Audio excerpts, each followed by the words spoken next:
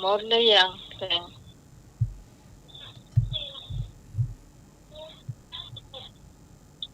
เป็นสมาร์ทเฉลยกา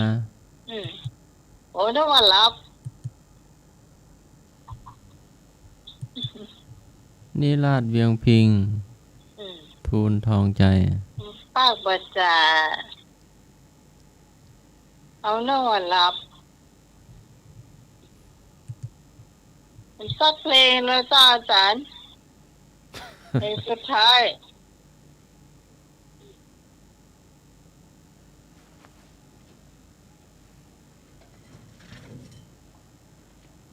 จะ4 ทุ่มละ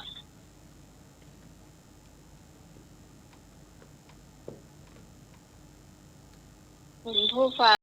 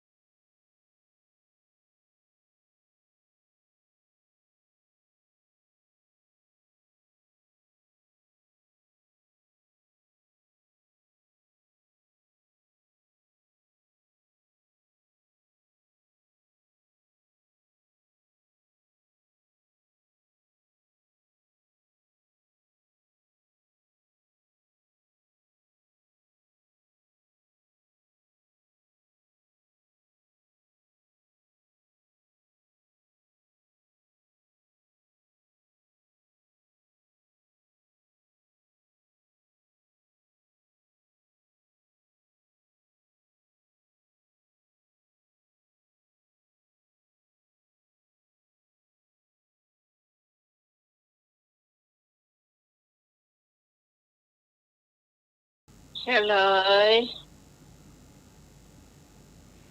บุญพี่ที่น้องรักเพลินพรมแดนโอ้โห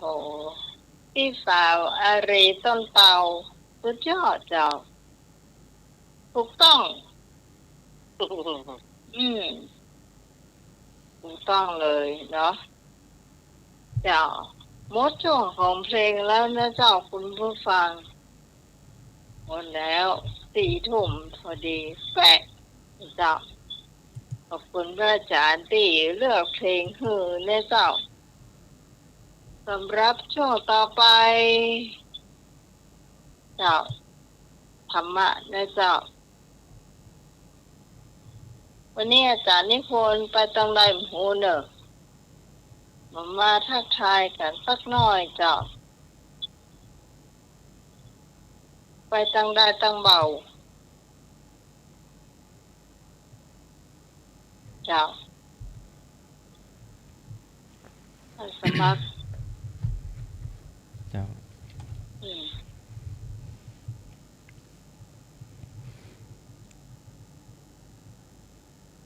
วิชาธรรมะ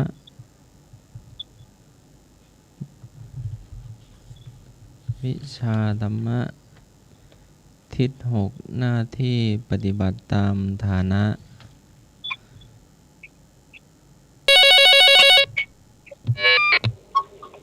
ฮัลโหล กราบนมัสการท่านผู้อำนวยการแล้วก็กราบนมัสการอาจารย์สมบัติ ครับผม แล้วก็ครูบาอาจารย์ทุกท่านสวัสดีสำเนียงและ ครับผมนมัสการครับ เจริญพรโยมพิสมัย อย่าอ่านนมัสการ เจ เจ้า ริญพรแม่แดงรัตนาดอกร่อนเจริญพรแม่พรตาเศร้า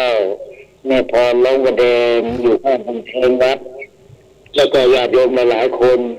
วันนี้ก็เสียงไม่ดีเมื่อกี้ก็กำลังเรียนหนังสือที่โต๊ะอยู่อยากโทรฟังไปเรื่อยๆไม่อยากฟังเพลงอะไรอาจารย์สมัครตัวจะทิ้งก็เก่าทิ้งใหม่ก็มาเกิดนมัสการแล้วก็ขอเจริญพรทุกท่านด้วย เจ้า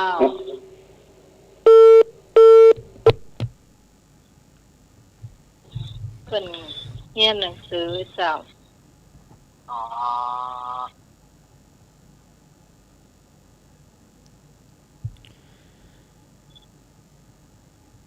วิชาธรรมะบอกทางสวรรค์ให้ฮะอะไรนะ ท่านสมัครจะถามก่อนนี้เนาะหรือว่าพี่ถามก่อน เจ้าท่านสมัครถามก่อนเนาะ เจ้า บอกทางสวรรค์ให้ทำสิ่งที่ฟังแล้วให้แจ่มแจ้งให้ฟังสิ่งที่ยังไม่เคยฟังให้ตั้งอยู่ในคุณความดีห้ามมิให้ทำความชั่วเป็นทิศเบื้องบนเป็นหน้าที่ของใคร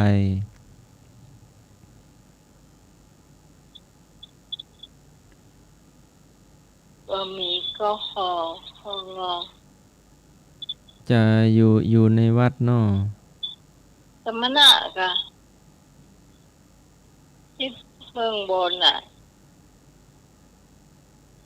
สมณะเนาะถูกต้องน้าหมายถามข้อต่อไป ศีลหมายความว่าอย่างไร และมีกี่ข้อ ศีลหมายความว่าอย่างไร และมีกี่ข้อง่ายๆนะเจ้า ตอบมาได้เลยบ่มีก็ขอของอเนอะ ศีลแปลว่าอย่างไรเนาะ เจ้าเจ้า แล้วมีข้อเดี๋ยวญาติโยมเพิ่นตอบก่อนญาติโยมเพิ่นตอบก่อน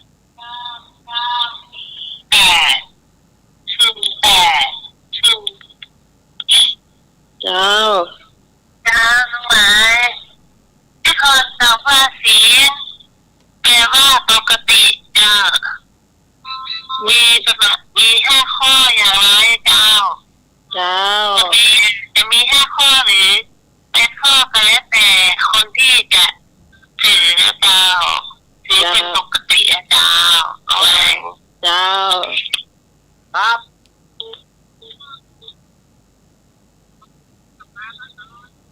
ยังมาเฉลยเตื้อเนาะ รอเดียวเนอะรอเดียวเนอะรอเดียว เจ เจโทรมาขอสุมาตร เฮ้ยท่านสมัครไปครับเจ ครับเจกรรมหนึ่งขอสุมาเตอร์สุมาเตอร์ คุณผู้ฟังสามารถโทรเข้ามาหาตังน้องหมายได้แม่เจ้า 053 120 525หรือว่าตามมือถือเจ้า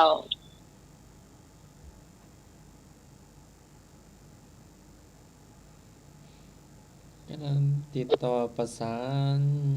โยมเจเจ สวัสดีพี่พรเนาะ เจ้า มีสา ไม่ต้องเกี่ยวมาละ ยังเลย ครับผม ไม่นวลยังบอกมาเตื้อ ให้รับนะ ดู ฮะ ครับ วันนี้มันเป็นวันศาสตร์จีนนะไม่นวลผล หรือเรียนปกติ โอ้ก็ได้เด็กคนจีน ใช่ไม่นวลเป็นทำกับข้าวอย่างเงี้ยเนาะ โอ้เจ้า เจ้า เจ้าก็คนมาแล้วเนาะพวกแม่แล้วเนาะพวกแม่มาหมดละ เจ้า บอกเว้นหน่อยสักคนเนี่ยหาพวกคนเหมือนกันนะน้องไม้ เจ้า ผมเจ้าแล้วว่าจ่าในล็อกดื้อครับผมมาแล้วดื้อมาแล้วเนาะของเจมาแล้ว จ้าสวัสดีสองเจ ครับมาทำงานกลับมาประเดี๋ยวนี่ครับ เต็ดทะละอีดแล้วเนาะ เป็นภาระอีกผมมีใครตอบแล้วกันนี่ มินจะตอบก่อน เน็ตตู้3 ตนเปิ้นฝักหน้าคือล็อกใหญ่ตัวดื้อย่อท่านพระครูหลวงพ่อพระครูสถิตสารคุณหลวงพ่อกัลยาณปราโมทแล้วก็ท่านอาจารย์วรรณชัยชยานันโทฝากคือกำลังใจเนาะขอบคุณหลวงพ่อและก็ท่านอาจารย์วรรณชัยเดินทางขึ้นดอยโดยสวัสดิภาพปลอดภัยครับผม เจ้าลามาสการตัวเนี่ยเจ้า ขอตอบว่าศีลคือข้อบังคับศีลคือข้อบังคับข้อยับยั้งชั่งใจแล้วก็มีอยู่5 ข้อนะครับอันนี้ใจแต่นอก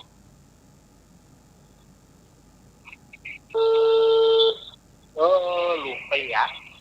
พอมาใหม่เนี่ยเจ้า ผมมาใหม่ลูกใหม่นั่งใหม่ ใหม่เนอะ มาใหม่ลูกใหม่นั่งใหม่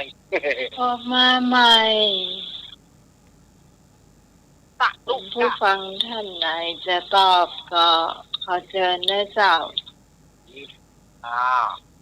ใครจะตอบเรื่องศีลวันนี้นะศีลคืออะไร ศีล กี่ข้อ มีความหมายว่าอะไร มีกี่ข้อเต้า ข้อระงับเห็นข้อระงับนะมีข้อจำไม่ได้ เอา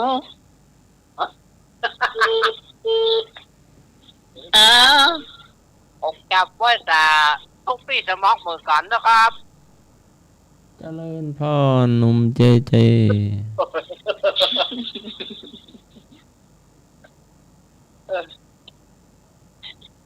หมดหรือยัง สวัสดีพี่ที่สมัยเหมือนกันนะครับ เจ้า สวัสดีเจเจรูปหล่อ ขอบคุณพี่ที่สมัยคนงามนะ จ้า ไอ้ยา ไอ้ยาเข้าไปลงเสียงแล้วเข้าไปลงงั้นคำชมหรอกจะบอกให้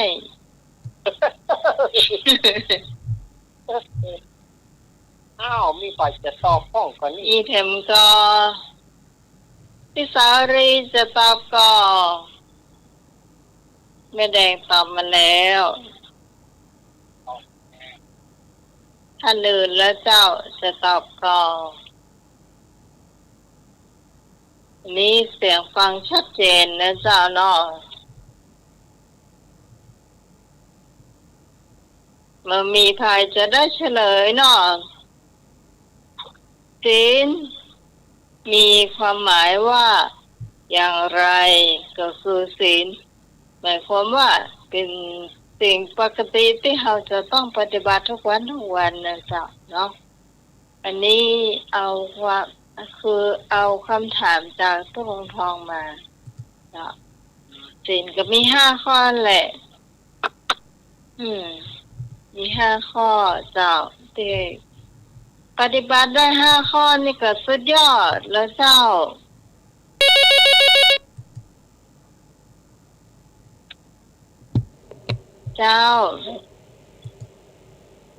ศีลไม่ใช่สอสลาสละอีลอลิงดาศีลที่ปฏิบัติทุกวันน่ะ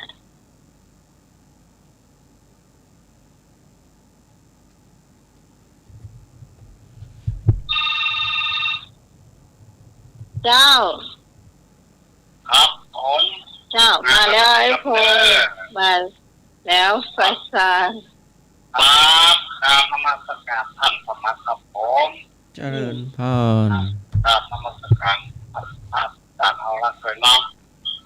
สวัสดีไอ้พงเนอะสวัสดีครับผมสวัสดีคุณที่สมัยด้วยเนอะครับผมเจ้าร้องหูเร็วเงี้ยนะสวัสดีกับทำท่านทุกคนเลยเนาะ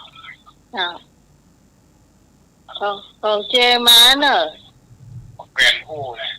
เจครับสองเจสวัสดีเลยสองเจสวัสดีไอ้พงเหมือนกันนะครับครับสองเจตั้งเทคนิคครับผมเดี๋ยวนี้อยู่ปากทางเจริญคุมเสียงแล้วล่ะวันนี้จะให้ร้องเพลงนะร้องเพลงก่อนพระอาจารย์เอาละแบบว่าเต่านิทานเนอะเจเนอะเจเนาะไม่ยากไอ้โหร้องเพลงยากร้องไห้เหรอกันเล่นไปนะเปี้ยไม่ยังเจถ้าเป็นปีนะจะห้องเลยอ่ะหนูเกิดมาแมวกินหมดร้องเพลงอย่างก็ได้ร้อยไงตันคอยก็นิสัยดีชาติไทยกับนิสัยเราร้องดีครับผมครับยาวขอบคุณได้คงได้ทั้ง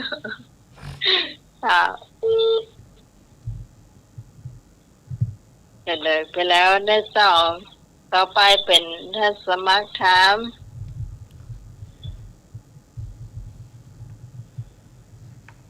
ทำอะไรก็ทำด้วยเมตตาพูดอะไรก็พูดด้วยเมตตาคิดอะไรก็คิดด้วยเมตตายินดีต้อนรับเข้าบ้านเรือนให้อามิสทานเป็นทิศเบื้องบนต่อจากพระสงฆ์นักบวช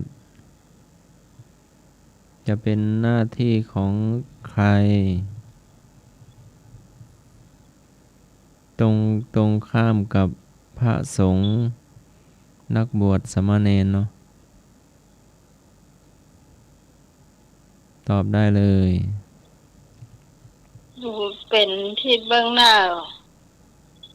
เป็นทิศเบื้องบนแต่มันจะตรงข้ามกันอย่างเช่นว่าทิศเบื้องล่าง หน้าที่ลูกจ้างกับหน้าที่เจ้านายจะตรงข้ามกันจะคู่กันไป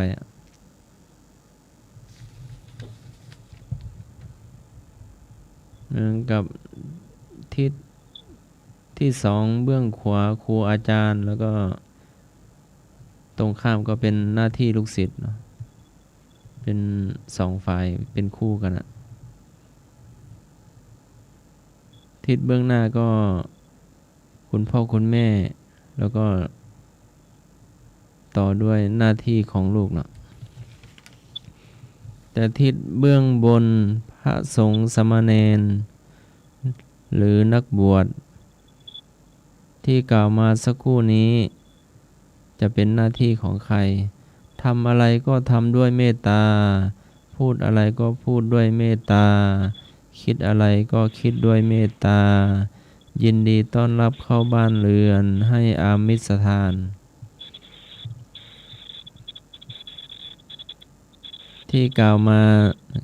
5ข้อนี้เป็นหน้าที่ของใครก็ง่ายสุดแล้วนะก็ที่เรา เจ้า คุยกันอยู่นี้ก็ใช่เลย หน้าที่ของพ่อของแม่เจ้า อะไรนะ หน้าที่ของพ่อของแม่เจ้า หน้าที่ของพ่อของแม่ ไม่น่าใช่นะ กำนันนุ่ยโทรมาพ้องว่าโทรมาแล้ว ก็ที่แม่พูดอยู่นี้ก็เป็นหน้าที่แล้วเขาเรียกว่าหน้าที่ของ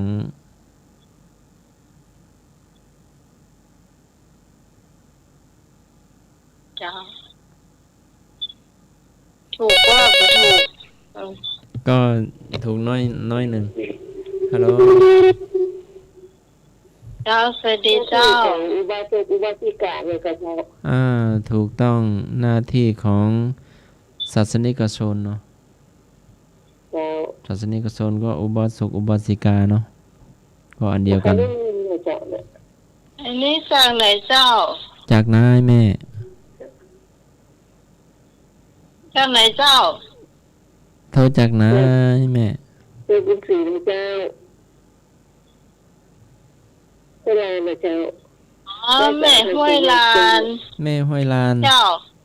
แม่ห้วยลานหายไปตัดเลย เกินภาษาดีรักนะเจ้า เจ้า เจ้า แม่หายไปไหนจันเมินเนาะ อุบาสิกาเลยก็เจ้า เจ้าแม่นแล้วโอ้แม่หายไปนานแม่ เจ้า โอ้ดีแล้ว เวลาเปิ้นงูกระเฮาเปิ้นไม่ได้ฟังจากโทรศัพท์ ไม่ได้ยินหน้าใหม่ ก็เล เนาะ ย ได้ยินน้อย เลยต้องตอบบ่ค่อยรู้เรื่อง เน็ตหลอกเอ้ยยังได้ยินตู้เปิดจัดรายการตะกี้ได้ยินเปิดว่าอันนี่อันยังตายก็อันนี่เป็นเจ้าของเพลงอ่ะอ๋อพวกครูบุญศรีรัตนัง พระครูบุญศรีรัตนังท่านได้จากเราไปเนาะ พวกครูบุญศรีรัตนังตายกะได้2 วัน 3 วันละอ๋อประเด็นเล่นเหลี่ยแต่เพลงเนาะแต่เพลงครับ เจ้าเฉลยเนาะ เฉลยหน้าที่ศาสนิกชนเนาะหรือเรียกว่าอุบาสกอุบาสิกาก็ได้ แต่ในนี้ก็เป็นอีกคำหนึ่งเนาะต่อเนาะ ต่อเลย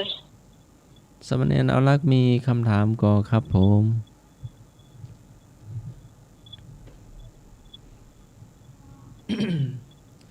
ท่านสมัครหน้าถามมา ปานาติปาตาเวรมณีสิกขาปะทังสมาธิยามิข้าพเจ้าสมาทานซึ่งสิกขาบทเว้นจากการฆ่าสัตว์ด้วยตนเองและไม่ใช้ให้ผู้อื่นฆ่าอาทินาทานาเวรมณีสิกขาปะทังสมาธิยามิข้าพเจ้าสมาทานซึ่งสิกขาบทเว้นจากลักชอบผู้อื่นด้วยตนเองและไม่ใช้ให้ผู้อื่นลักชอบอาภัมมจริยาเวรมณีสิกขาปะทังสมาธิยามิข้าพเจ้าสมาทานซึ่งสิกขาบทเว้นจากอสัตธรรมกรรมอันเป็นข้าศึกแก่พรหมจรรย์ข้อ 4 มุสาวาทาเวรมณีสิกขาปะทังสมาธิยามิข้าพเจ้าสมาทานซึ่งสิกขาบทเว้นจากการพูดเท็จไม่คำไม่เป็นจริงและคำล่อลวงอำพรางผู้อื่น สุราเมรยมัชฌะปมาทัฏฐานาเวรมณีสิกขาปะทังสมาธิยามิข้าพเจ้าขอสมาทานซึ่งสิกขาบทเว้นจากการดื่มสุราและเมลัยเครื่องดองของทำใจให้คั่งไคล้ข้อ 6 วิกาลโภชนาเวรมณีสิกขาปะทังสมาธิยามิข้าพเจ้าขอสมาทานสิกขาบทเว้นจากการบริโภคอาหารในเวลาวิกาลข้อ 7 นัจจคีตะวาหิตะวิสุกหัสสนามาราคันทาวิเรปนะทารณะมันทานะวิภูสนฐานาเวรมณีสิกขาปะทังสมาธิยามิข้าพเจ้าขอสมาทานสิกขาบทเว้นจากการดูการฟังฟ้อนรำขับร้องและประโคมดนตรีการเล่นเป็นข้าศึกแก่กุศลและทัดทรงตกแต่งร่างกายด้วยเครื่องประดับดอกไม้ของหอมเครื่องทาเครื่องย้อมผัดผิดให้งามต่างๆอุจจาสยนะมหาสยนาเวรมณีสิกขาปะทังสมาธิยามิข้าพเจ้าสมาทานสิกขาบทเว้นจากการนอนเหนือเตียงตั้งที่มีเท้าสูงเกินประมาณและที่นั่งที่นอนอันสูงภายในใส่นุ่นและสำลีอาสนะอันวิจิตรไปด้วยลวดลายด้วยเงินทองต่างๆอิมานิหัสสะสิกขาปทานิสมาธิยามิอิมานิหัสสะสิกขาปทานิสมาธิยามิอิมานิหัสสะสิกขาปทานิสมาธิยามิอิมานิหัสสะสิกขาปทานิสมาธิยามิเป็นที่ได้กล่าวมานี้เป็นคำสมาทานศีลอะไรที่ได้กล่าวมาทั้งหมดนี้เป็นคำสมาทานศีลอะไรตอบมาได้เลยเนอะ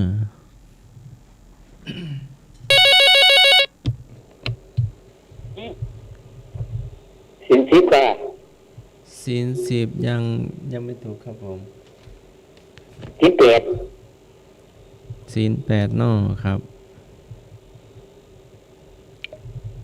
ครับผมพระอาจารย์นิพนธ์โยมแดงขอยาลมกำวะ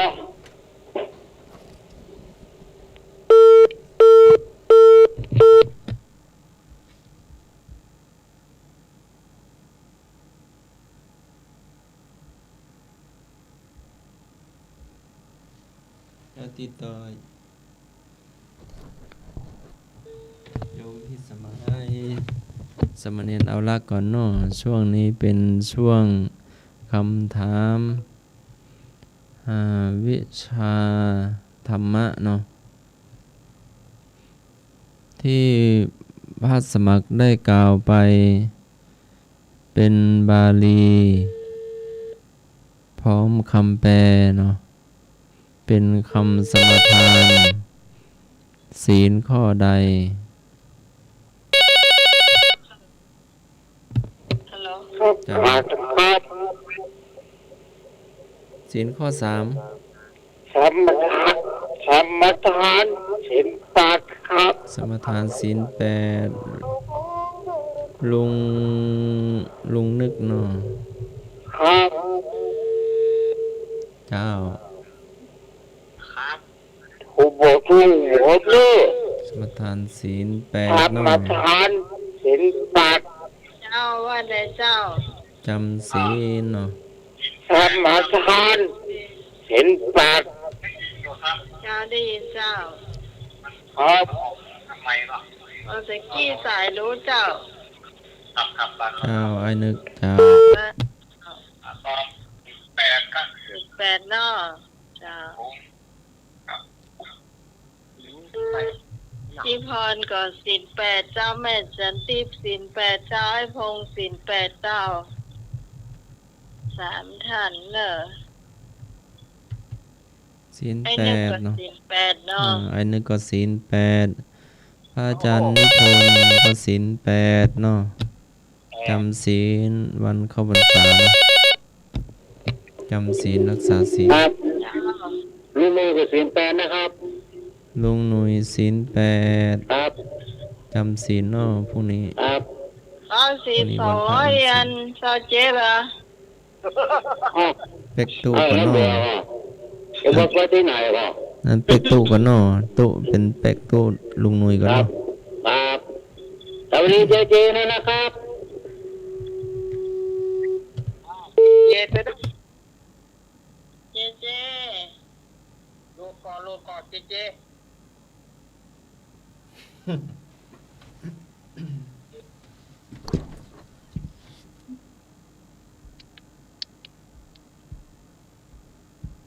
รักไปยัง แอนเนาะ เป็นรักครับเออ หนุ่ยปัตตักเจ ครับ อืม หลุดไปฮะ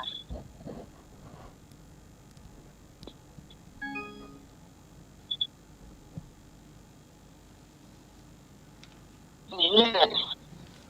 เป็นรักสุดหล่อเหรอ เจ้า โทรมาใหม่เนอะ0532260058ที่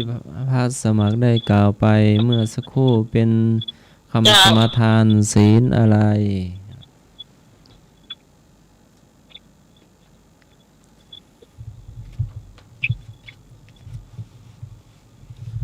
เป็นการรักษา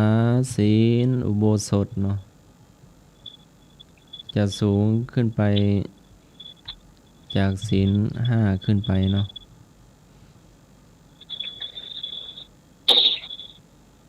ตามลำดับเนาะ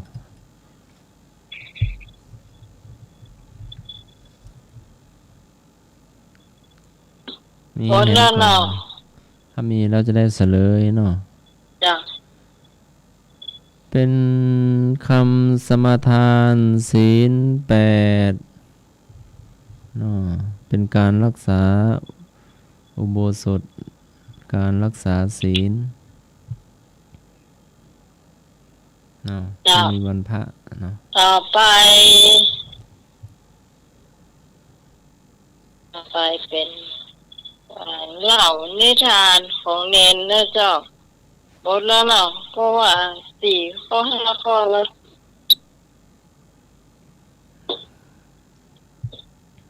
เอาเล็บนอกมาตรงนอกนิทานนิสัยละเลิศสถาอยากเนี่ยฮะคุณนี่เป็นเล่านิทานหรือยังเดี๋ยวฟังไปเล่าหรือฟังเดี๋ยวคนโตมา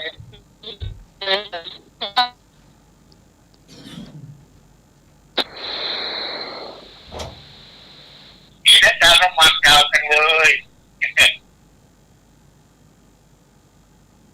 อะไรคะ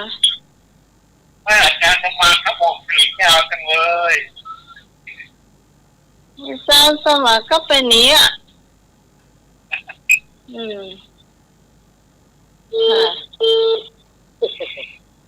คำถามยาวไป3 วา 4 วา สถาญาติโยมสาธุชนทั้งหลายวันพรุ่งนี้เป็นวันพระวันเลิกสถาญาติโยมที่ฟังรายการนี้อยู่ยังว่าได้แก้เข้าเนี่ยก่อนเลิกแต่เดี๋ยวมันเที่ยงคืนแล้วจะเข้านอนเนี่ยก่อน เดี๋ยววันพุธ แต่ว่าวันนี้เป็นวันศาสตร์จีนนะ วันนี้เป็นวันศาสตร์จีน เข้าก็เลยอิ่มอร่อยเนอะวันนี้นะ แต่ว่าเอาแบบมีเชื้อสายที่กูมามีเชื้อสาย แต่น้องเคยเป็นคนจีนว่ะ ยังมีอยู่ลูกแต่ยังมีน้องเขยอยู่ลูก ก่อนได้กินยำไก่นี่นะ ยำจิ้นหมูโอ้ผลไม้เยอะแยะวันนี้กินหมดอ่ะ เอ้ามีเยอะใส่กินแล้วมันได้กินข้าวเปิด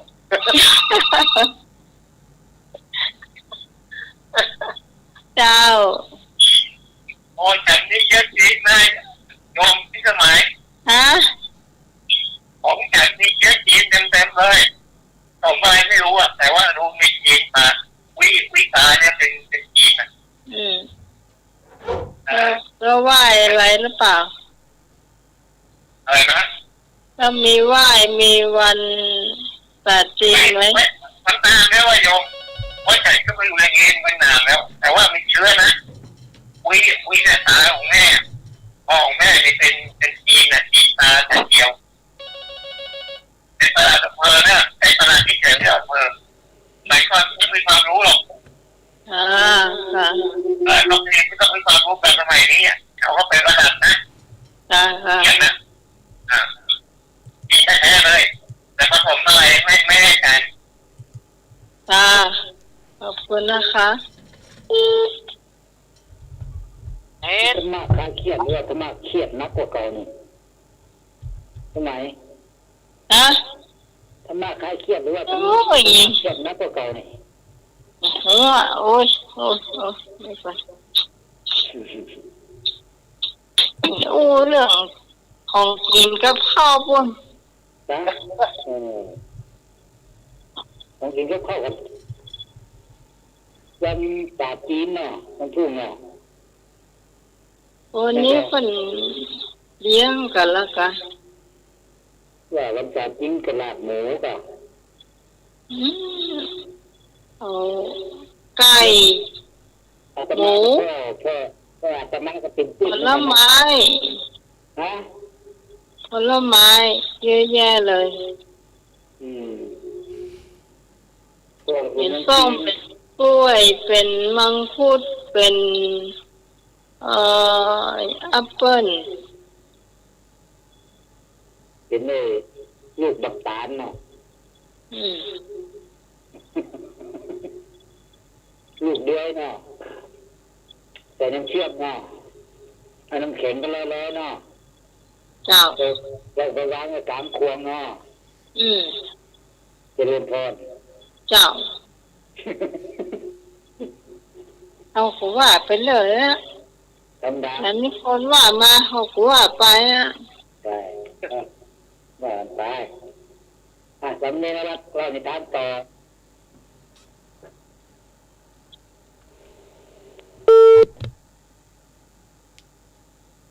เป็นนะวันนี้ปู่ไอ้โวมาว่ะตอนนั้นช่วงนี้มาเมื่อคืนนะเมื่อคืนถามว่าคดี มาไม่วันไงใช่มันจะมาเมื่อคืนกะวันอังคารเนาะ ถ้าเมื่อคืนนี้ถ้าไปปูนนี่ไปได้ ถ้าไปรอบเจ้าไปรอบบอกให้ดึกเท่าไหร่ถ้าดึกนี่บอกให้ดึก จ้ะ โอ้เอาแม่ ตัวไอ้โวนี่มันชอบมาเมื่อคืนกะ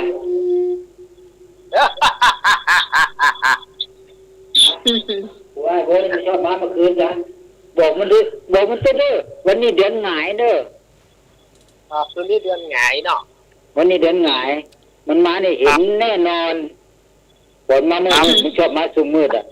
บอกไม่พร้อมไม่เด้อไม่พร้อมนี่มาสุ่มมืดเด้อเดี๋ยวนี้เดือนหงายนะวันนี้ไม่มาเต้นนะเมื่อคืนนี่ไม่ได้ทักเลยนะวันนี้มาซะดีๆเตรียมพรน้องแดงอ่ะ เวลาเนาะ ฮะต้องใส่ไปจนไปซ่อนหน่อยอยู่ข้างวัดอ่ะไม่พอน่ะไม่พอเรื่องแดงอ่ะ อยู่ข้างกับแปลงว่า นี่แหละนี่ก็ไผ่นักนะไม่สีซุกนะเขาแล้วนะพอสิ้นไปก็ไม่สีซุกป้าไปเจ้าอย่างนะไม่พอนะยังไม่จับตะกาไม่หลับตะกา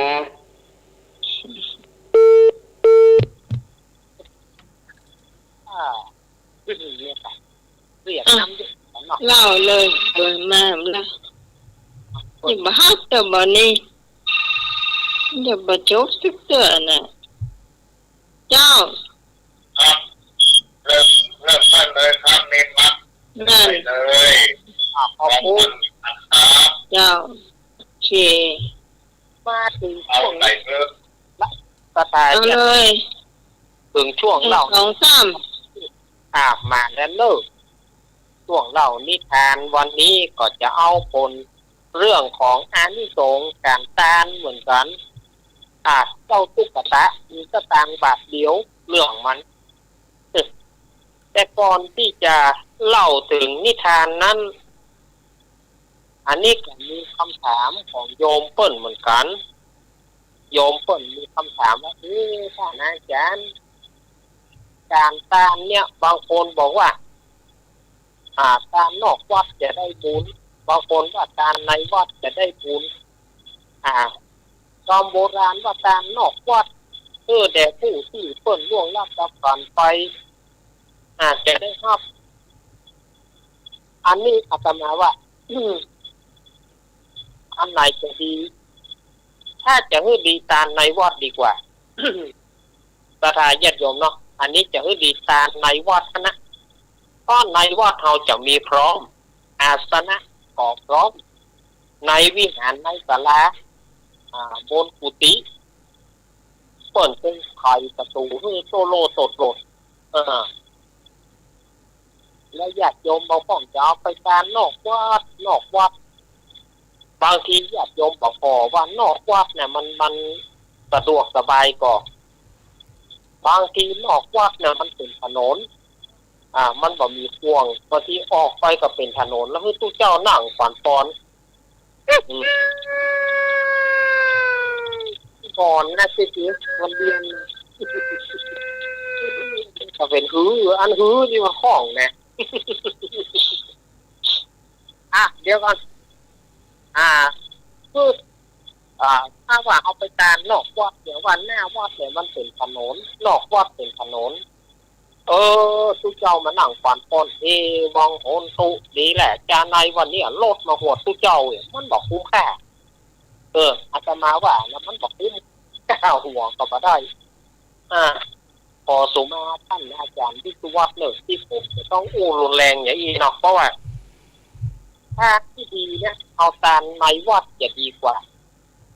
บอกว่าเปิ้นสุมาเปิ้นตายโหงเปิ้นบ่ได้ฮับเนี่ยมันเป็นกรรมที่ว่ามาแบบมาแบบไหนแต่ความจริงเขาตามน้อยก็ได้ในวัดเนี่ยมันมี ความพร้อมฝนตกก็บ่ย้อยแน่น้ำก็บ่ย้อยแน่ย้อยตาไปตามนอกวัดเอาล่ะจ้องก็ดีตื้อเปียกก็ดีแคบ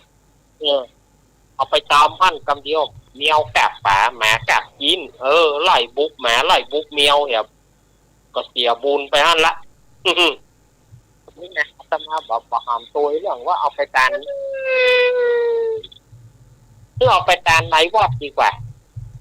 ถ้าในวัดเนี่ยมันจะสะดวกสบายหน้าตาในศาลาก็ได้บางของในอินดูญาติโยมตัดบางทีเอาตัดไปผืนเดียวเอาตัดมาอย่างผืนเดียวปูให้ท่านนั่งเจ้าเขานั่งกับที่ดินเนี่ยบางทีเป็นการเป็นที่เปิดที่โลกไปอย่างฝนตกฝนทำมันก็สะดวกหรือเอาตามในวัดนะในวัดนะทุกเจ้าคนถึงพร้อมหมดอันนี้แจ้งกับกระดาษญาติโยมเลยบางทีมันหน้าวัดเป็นถนนเอาทุกเจ้าไปนั่งเมาวังหัวทุ่งรถมาหัวทุกเจ้ามันบอกคุ้มค่านะญาติโยมนะค่าหัวทุกเจ้าก็มาได้รถมันไม่ใช่ว่ารถมันไม่ใช่ว่าจะเว้นหรอกอันนี้เพิ่นเป็นทุกเจ้าเพิ่นไม่เว้นคือหรอกเอาแต่ว่ามันหนังนี่ไม่ใช่ที่หนังอันนี้ที่เดียวของเอาจะโจรแดะละโอ้ยเราเพิ่นนี่หมดลงไปมันตานนอกวัดนี่จะไปว่ะต้องดูก่อนว่านอกวัดเนี่ยมันสะดวกพอถ้าว่ามันเป็นที่มันพอมีแต่ใช่ที่ถนนไม่ใช่ที่ ประเทศที่ลดการมันก็ได้นะแต่ว่าถ้ามันเป็นทางที่ลดการที่มันก็แน่พอเอาก็บ่เอาว่าขอทานไหนว่าได้นี่ดีทานไหนว่าดีกว่าไหนว่าดีกว่าเพราะว่ายิ่งลดบาเดียวเนี่ยแต่ถ้าญาติโยมลดบาเดียวเนี่ยมันบ่ได้หูว่าตู้เจ้าเนอะเน้นเนอะตู้เจ้าเพิ่นทานมานี่เลยคนบ่คุณบ่ใจว่าอย่างนั้นที่ประมาณ10 ปีจะได้ก็10 ปีจะได้ก็ที่หลวงพ่อวัดสันปะอ้อยเอานี่หลวงพ่อมหาเจริญสุวัฒโนเนี่ยที่ขนาดก็เพิ่นเป็นมหาโนดยังบ่เว้นวัดสันปะอ้อยเอานี่หลวงพ่อมหาเจริญสุวัฒโนรถวัยรุ่นหลวงพ่อมหาเพิ่นบิณฑบาตที่ขนาดที่ว่ารถไปโจรเพิ่นนี่บ่เว้นนะเพิ่นเป็นมหายังบ่เว้นซั่นน่ะประมาณหลายปีมาแล้วเนาะหลวงพ่อมหาเจริญก็ญาติโยมก็ถ้าจะคือดีตามในวัดนะกุฏิวิหารศาลาพร้อมตามในวัดเนาะอีเนาะเอาละวันนี้ก็เล่านิทานกันเนาะว่าเจ้าตุ๊กตามีสตางค์บาทเดียวเมื่อมาละสมัยองค์จะเป็นในยุคที่พระโพธิสัตว์ของเราเสวยพระเจ้าเป็นตุ๊กตาคำว่าตุ๊กตาอันนี้ก็คือเป็นลูกคนตุ๊กเป็นลูกคนเป็นใจนอโพธิสัตว์เราเป็นเจ้าตุ๊กตาเนี่ยพ่อแม่ตายละอาศัยอยู่คนเดียวแล้วก็ไปหาลัวพ่องไปหาเห็ดพ่องหาของป่าเอามาแหละเข้าเลี้ยงตัวเก่า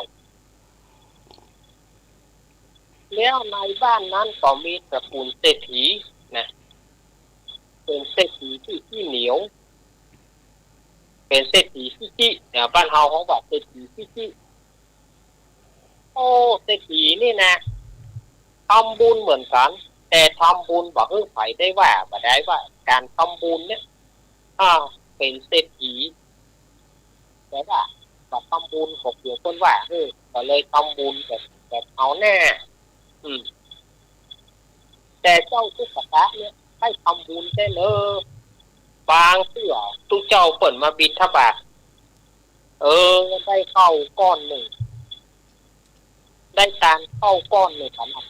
ป้อมกระไรญาติโยมว่าน่าจะพออิ่มยังจะพอกินยังแต่เพิ่นก็มีจ่ายให้การมีจ่ายให้การก็เลยเอาเข้าก้อนเนี้ยเข้าก้อนขนาดปากกาป้อมเนี่ยเอาถวายที่เจ้าคนใดได้รับก็มีอาการว่าสังเวชใจแต่ขนาดเพิ่นบ่มีอย่างสักอย่างเพิ่นก็ยังให้การเข้าก้อนเดียวมีอยู่ครั้งหนึ่งพ่อเศรษฐีเนี่ยอยากจะทานข้าวป่าเมื่อจะทานข้าวป่าก็เลยแห้งแต่งตัวตาลบ้านเฮาว่าจองลิงหรือว่ากัวตาลที่หามหัวหามซ้ายบางที่เพิ่นก็ของจองลิงเพิ่นก็แปลงกัวตาลมีต้นบักขามปักไว้พ่อเศรษฐีนี่ก็เสียบแป้งหรอกเสียบแป้งเป็นจันเอาแป้งแต่งดอกงามว่าจะไปทานข้าวป่านายยามนั้นเจ้าตุ๊กตามาหอนเข้าใส่ก็บอกว่าอยากทานแต่ผมบ่มีสตางค์บ่มีวัดใจสตางค์ก็คืออยากได้เอาเห็ดไปขายอย่างนี้เห็ดออกไปได้เห็ดเห็ดเอามาขาย เอาหลัวข้องไอ้อย่างข้องได้สตางค์บาทเดียวแล้วว่าจะเอาไปซื้อข้าวแต่เมื่อไปหันไปก็เศรษฐีเปิ้นจะตานผ้าป่าก็มีใจอยากจะตานก็เลยสละอธิษฐานเอาสตางค์บาทนั้นเอาสตางค์บาทนั้นเจาะหัวเอาสตางค์บาทนั้นเจาะกระหม่อมจอมหัวว่าขอถ้าบุญนี้ถ้าข้าได้ตานเตขอเฮ้อข้าได้โป้นจากความทุกข์ความเนี่ยอย่าได้ทุกข์ได้เนี่ยว่าโดยก็ให้โดยงามนั้นก็เศรษฐีกำลังจะไปว่าเพราะว่าจะได้เวลาจะแห่พอทานไปละไปหันไปเจ้าตุ๊กตาไปยืนให้อยู่ก็เศรษฐีก็ได้ด่าหัวเขาได้ด่าเขาได้ตีเขาบอกว่าไปโอ้เพิ่นจะไปทำบุญทำทานมาให้มาเสียบุญเอาบุญที่เสียไปแล้วไปว่าโดยตีโดยเจ้าตุ๊กตาก็ว่าพ่อเศรษฐีครับผมมีสตางค์อยู่บาทหนึ่งผมขอร่วมทำบุญได้ก็โอ้บ่ได้เอาบุญที่สูงแล้วบุญข้าจะเสียถ้าข้าได้บุญมากเปล่า และแถมอย่างหนึ่งตัวเก่ากับพ่อตัวเก่ามีสตางค์บาทเดียวจะเอามาทำบุญ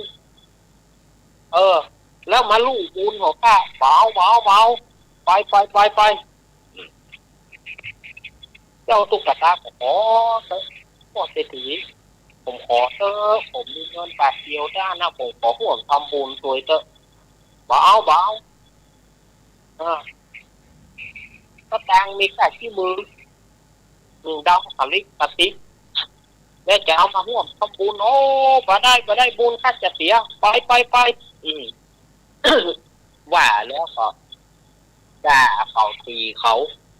แล้วก็แห่ผ้าป่าไปเจ้าตุ๊กตาก็ด้วยอานิสงส์ด้วยมีใจให้ทานเลยโยนสตางค์ใส่สตางค์แป๊บสตางค์แต่ก่อนนี้มันจะดังเนอะถ้าเอาจมเอาขว้างไปมันจะดังติ้งสตางค์แต่ก่อนเนาะถ้าสตางค์แบบเดียวนี่ถ้าตกนี่บอกหูจริงนะถ้าสตางค์แต่ก่อนนี่ถ้าตกนี่มันจะติ้งเสียงมันจะม่วนเนาะสตางค์บาทเป็นเหรียญบาทย่อยเนี่ยสถานญาติโยมเนาะก็เอาเจ้าตุ๊กตาเขาเอาสตางค์กว้างเข้าไปในขวดตาลพ่อเศรษฐีกับประธานหูว่าเจ้าตุ๊กตาเอาสตางค์กว้าง ไปถึงวัดแหละพอไปถึงวัดมันเกิดอัศจรรย์เกิดฝนตกฟ้าห้องเกิดแผ่นดินไหวแผ่นดินคางขึ้นมาสถานที่เกิดแผ่นดินไหวแผ่นดินคางบรรดาจะเข็บแมงปองบอกว่าจะเป็นอึ่งบอกว่าจะเป็นเขียดบอกว่าจะเป็นกบจะเข็บแมงปองที่มีตีนก็ยกตีนไหวว่ะสถานที่โยมโอ้ที่มีตีนก็ป้ากันยกตีนไหวให้หันเขาแต่ไหวเป็นได้นะอันที่ก็มีตีนเช่นว่างูก็มาพงกหัวเพื่ออนุโมทนาบุญว่ะพ่อเศรษฐีเมื่อหามยักษ์หามอัศจรรย์ย่านก็ เลยกับบรรดาคนใจทั้งหลายอ่านอันเนี้ยเป็นภาระนาบุญของเขายิ่งใหญ่เช่นเอาตานพระป่าวันนี้สัตว์ทั้งหลายอนุโมทนาชมชื่นยินดีแผ่นดินไหวแผ่นดินคางสัตว์ทั้งหลายที่มีศีลก็ยกศีลไหวที่บ่มีศีลก็พงกหัวอนุโมทนาทานก็เป็นบุญของเขานี่แหละบุญของนอโพธิสัตว์เจ้าว่าพอเข้าไปถึง ในวิหาร ตู้เจ้าก็ได้ตักมาโอ้ตู้เจ้าก็ควักมือไปหาเจ้าตุ๊กตาเลยพอเจ้าตุ๊กตาก็ลักไปตัวหรอกเอาสตางค์ขว้างแล้วก็ลักไปตัวเมื่อเกินอัศจรรย์ก็ เจ้าตุ๊กตาก็บอกอู้ตัวเก่านะ ก็คิดว่าเป็นบุญของพ่อเศรษฐีเจ้าตุ๊กตาก็ให้ขึ้นมาว่าพ่อเศรษฐีเพิ่นมีบุญได้เนาะขนาดเพิ่นทำบุญได้อีกเกิดอัศจรรย์ถึงปานนี้ พอเข้าไปในวิหารก็ว่า หลวงพ่อเจ้าว่าพวกมือเจ้าตุ๊กตาโอ้มาเพโอ้ขนาดโยมนี่นะขนาดเป็นคนตู้คนเนี่ยโยมทำผ้าป่าได้กล่องหนึ่งแต่พ่อไปทีกับโอ้หลวงพ่อผมนะเกือบคนตามนะไปเจอคนอื่นออกมาเป็นโยมเข้ามาเป็นโอ้โยมถึงเป็นคนตู้คนเนี่ยโยมสร้างผ้าป่าผลบุญกุศลที่ทำเพื่อแผ่นดินไหวแผ่นดินทางฟ้าห้องฟ้ากลางโอ้ของโยมเนอเป็นบุญของโยมเนอมาตั้งเพศโยมมาตั้งเพศ ก็เศรษฐีก็เครียดตู้เจ้านี่อย่างไรเนี่ยฮะตาบะมีมอนกะเข้าตามแท้ๆมาพวกไอ้ตัวนี้อย่างไรเนี่ยโยมมาเป๊ะมาอาตมาจะมัดมือเนอมัดมือเบื้องซ้ายขวัญมามัดมือเบื้องขวาขวัญอยู่นี่นะซึ่งเจ้าหลวงพ่อก็มัดมือให้เจ้าตุ๊กตานะก็เศรษฐีโกรธว่าตู้ตัวนี้อย่างไรเนี่ยอะไรจะได้หวดกันแท้รู้นี่ ตามหันก็ว่าอย่างไรเอาตามแท้ๆไปพวกมือไอ้เด็กนี่มันไม่ใช่ปีอย่างพ่อเศรษฐีก็บอกพอใจเข้าไปด่าว่าหลวงพ่อก็คุณเจ้าด่าว่าด้วยคำเสียหายงานนั้นหลวงพ่อก็เลยได้เทศนาว่าเนี่ยโยมเศรษฐีเป็นผู้แห่งการข้าป่าแต่โยมบ่ได้บุญบ่ได้บุญว่าใหญ่อะไรอย่างนี่อย่างผมบ่ได้บุญก็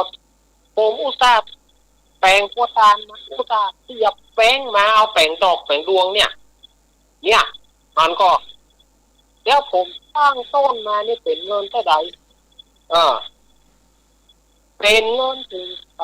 ถ้าที่ถึงค่าเงินกับ4,000 บาทท่านนี้ว่าบหารว่าผมท่านนี้ว่าผมบ่มีบุญเตื้อก็ลูกคนกรรมได้กะเนี่ยโยมเสียบุญนะแต่โยมได้โยมก็เสียบุญเสียเนาะขนาดคนก็บหารผม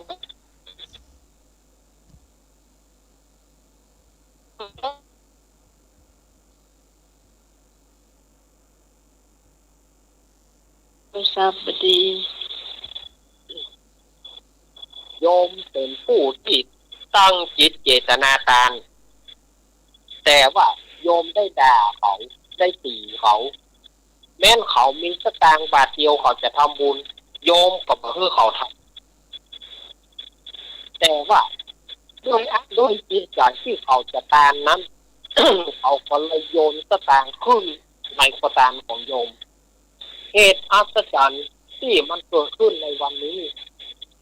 ก็เป็นเพราะอานิสงส์ของเจ้าตุ๊กตาตามสตางค์บาทเดียวแต่ของโยมไม่ได้อะไรเลยโยมด่าเขาแล้วโยมก็ยังช่วงจับโยมยังด่าอาตมาภาพเป็นสมณะอาตมาภาพตุเจ้าโยมด่าอาตมาโยมไม่ได้บุญเลยเจริญพร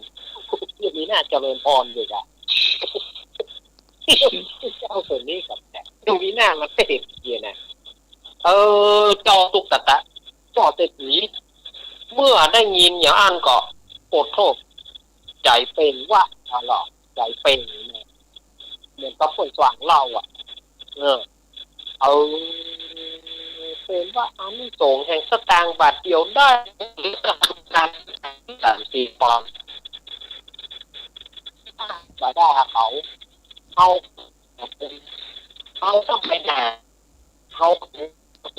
โอ้นายที่ยกยกบ้านยกเมืองยกบ้านยกจอกยกเป็นฐานะของปอดเศรษฐีเอาเงินเอาทองให้เกินหนึ่งในที่สุดเจ้าทุกขตะนั้นก็ได้เป็นเมื่อเป็นเศรษฐีแล้วเจ้าทุกขตะก็ให้ตามไปโจรถึงเที่ยงอายุไขเมื่อเที่ยงอายุไขก็นำเอาตะดีเกิดความดีองค์พระสัมมาสัมพุทธเจ้าเปิ้นก็ได้จักญาติเก่าหนหลังว่า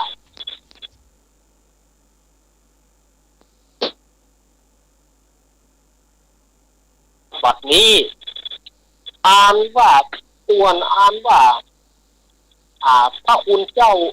ารูปนั้นหากได้มาเป็นพระสารีบุตรเห็นในการบัดนี้อ่านว่าเจ้าสุกตะในครั้งนั้นเอวังโลกนาโถหากว่าใจไถหากมาได้ถึงเอาพระตถาคตอันถึงที่เจ้าที่เปิดแห่งโลกต่างๆในการบัดนี้เนี่ยศรัทธาญาติโยมเปิ้นคนเฮามีจะได้กระตานไปเจ้าอ่านว่าต้องไปว่าเราจะตามนักตามน้อยตามเท่าใดตามนักจะได้อันนี้สงนักมันก่อขึ้นอยู่กับจิตใจของตามเนาะถ้าจิตใจเฮาสะอาดบริสุทธิ์ก็จะได้อันนี้สงถ้าเฮาในจิตใจเฮายังบ่สะอาดเพื่อเพิ่นจะห่วมบุญก็บ่ห่วมเฮาด่าเขาอันนี้เขาก็เสียบุญไปนอกศรัทธาญาติโยมอันนี้ก็แจ้งกับศรัทธาญาติโยมนี่เป็นการเล่านิทานให้ศรัทธาญาติโยมเขาได้ฟังกันในวันนี้เพราะว่ามันใกล้เดือน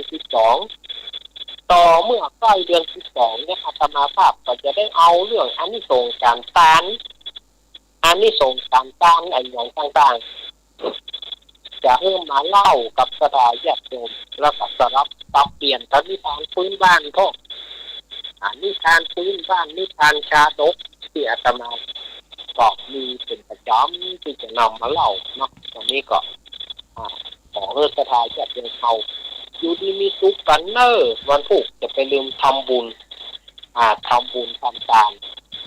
เพื่อว่าจิตใจจะได้สะอาดแล้วก็ปราศจากโควิด-19ในการนี้เมื่อเนนถึงเรื่องการตาเนาะครับเราก็ถึงเรื่องผ้าป่าสักน้อยหนึ่งมีเดือนมกราคมวันอาทิตย์ที่9เดือนมกราเนี่ยเจ้าอันนี้เราก็มีใจแล้วก็เจตนาเขาตกแล้วนะเจ้าว่าวันที่9อาทิตย์ที่9เนี่ยเราจะทำผ้าป่ากันนะเจ้าให้นักน้อยๆนั้นน่าจะบ่ได้มาเป็นหยังเนาะอาจารย์เพิ่นลืมใช่ว่าเพิ่นก็ทำกุปีเจ้าทำทุกกุปีจนก็จะเป็นประเพณีธรรมะคลายเครียดไปแล้วเนาะแล้วปีนี้ก็จะทำแหมจ้าคิดว่าทุกคนก็คงจะถ้าทำจริงก็คงจะพร้อมกันเนาะที่สถานีวิทยุคลื่น104ของเราเลยจ้ะเชิญชวนไว้ก่อนก็แล้วกันถ้าผลบุญเรามีจริงถ้าภาระนาบุญของเราที่จะได้สร้างจะได้ทำในครั้งนี้ถ้าหากว่าผลบุญที่เราตั้งจิตเจตนาไว้ว่าจะทำในวันที่9 มกราคมนี้ก็ขอให้โรคโควิดมันคลี่คลายโดยด่วนเตอะเนาะของมันคลี่คลายด่วนเตอะถ้าว่าของยังอยู่เนาะวันการก็ร้อยติ๊กค่ะน่ากะหวังอย่างยิ่งว่า เต้นะบอกแค่แต่ส่วนมูลร้อยติ๊กก็เอ้ยมันถ้าหากว่ามีเปิ่นมีท่านผู้อื่นช่วยมันก็ดีนะเจ๊เอาคนเดียวมันแบบแป๊ะบอกซื่อ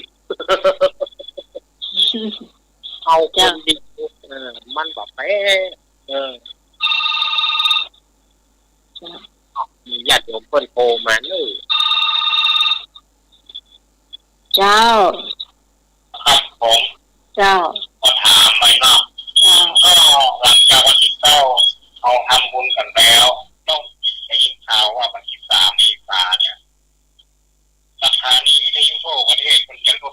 ว่าอย่างไรนะเราจะได้ยินกันตอนนี้ครับอันนี้เรา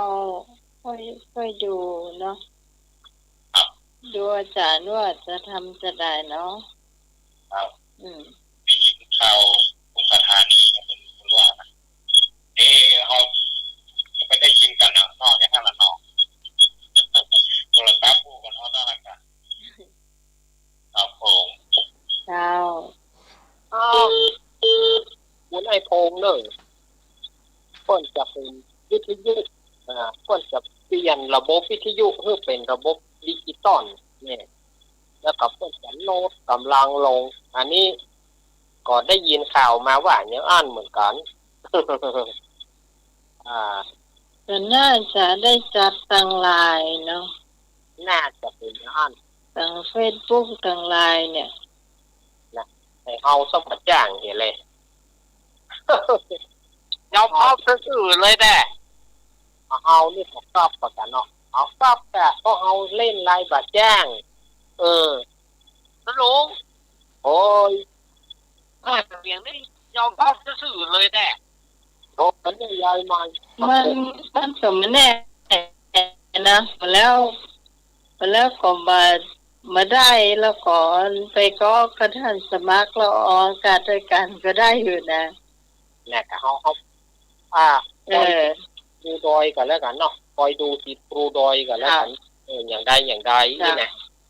แต่ถ้าว่าผลบุญกุศลที่เราได้ทำมาร่วมกันแท้ๆก็ขอให้โควิดมันคลายโดยด่วนเถอะเราจะได้ทำบุญทำทานกันแบบจะได้ทำบุญสถานีตัวเนาะสถานีก็สร้างเสร็จแล้วเสาอากาศก็เสร็จแล้วเจ้าถ้าคุณแบบนั้นนะเจ้าเป็นไฟเต้นะถ้าหากว่าเป็นไฟเต้เนี่ยจะได้ไปเอี่ยวในสถานีพุ่นจะไปนอนคืนหนึ่งจะไปนอนไปจัดในการสามารถคลายเครียดในสถานีพุ่นคืนเจ้าเอาแต่ว่าแต่กะถ้าโควิดมันคลายนะขอให้ผลบุญนี้ช่วยให้โควิดคลายด้วยเถิดสาธุท่านส่วนโมลอยติ๊กเนาะโอ้กันไปก็ม่วนไปฟังการเจนี่ก็บ่ไหวเนอะตายแล้วเสียเห็ดไปแห้งนะเป็นสวดกันทั่วประเทศเจเฮ้ยต้องมีช่วยกันหลายๆฝ่ายก็เนาะคนเดียวมาก็ว่าคนเดียวมันก็ยังว่านะครับไม้เล่มเดียวเอาไปตีลักฝ่ายเนาะน้ำก็ลังบึ้งเนาะน้ำก็ลังมาเอาลักฝ่ายเล่มเดียวก็ตีมันแห้มแบบมันเอาแบบยู่ถ้าผลบุญเอามีตีกายเนาะเจ้าต่อไปเขาจะมากรรมเก่าเนอะวันนี้นะจานิพนธ์วันนี้อันเป็นว่าจะมากรรมเก่าเลยไอ้ยังก็แต่เจ้านี่มาเนอะจานิพนธ์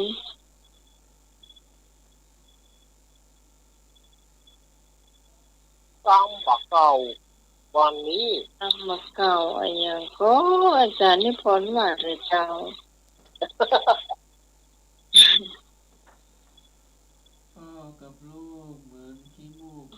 เจ้า พ่อกับ มั ลู น กเหมือนขี้หมูกกับปูดัง พ่อกับลูกเหมือนขี้มูกกับหูดัง มีสายมาเนาะอาจารย์ กับ นิ เดียว พ กัน นธ์ เนาะ นะ ก็ได้จะอธิบายคือเด้อครับผม เจ้า ฮัลโหล มันมีห้างอย่างแต่ว่าอย่าง อ๋อแต่นิพนธ์ว่ามันมีหันอย่าง มันมีอัน มัน อย่าง มีหันอย่าง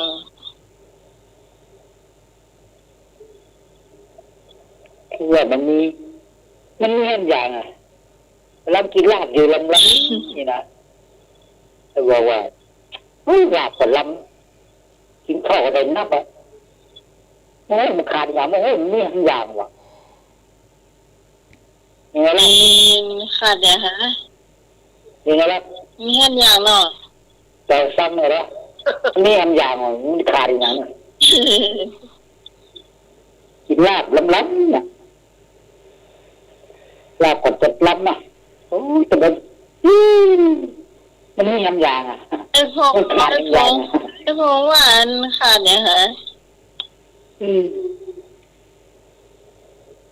มีหันอย่าง มีห้างอย่างหมายความว่าไงหมายความว่าไง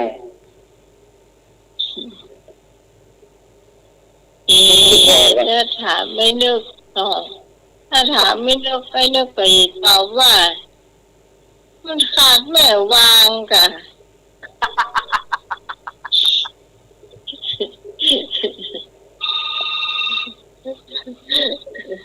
ไอ้โพงได้จะมาละ เจ้า ครับผม เจ้า มีห้ามยางเล่ามาก่อนมันต้องใส่ไอ้มืออะใส่ไอ้มือเข้าไปอะ เข้าไปเนาะ ใส่ไอ้มือเข้าไปนะอาจารย์นิพนธ์ เจ้า เห็นดูลูกน้องแบบครับผมครับโอ้ เจ้า มันมีห้าอย่าง แล้วทีนี้เรากินข้าวอิ่มแล้วนะก็ยังขาดแรมอยู่นะขาดอยู่ ตัดบุหรี่ตัดเที่ยงบุหรี่เฝ้าเนี่ยเยี่ยงโอมก็บ้ากับสมัย มีหันอย่างคนบ่เก่ามันแต่นะ เป็นมีอันเนี่ยน้อยครับ อืม เนี่ยครับมันจะตัดอย่าง เจ้า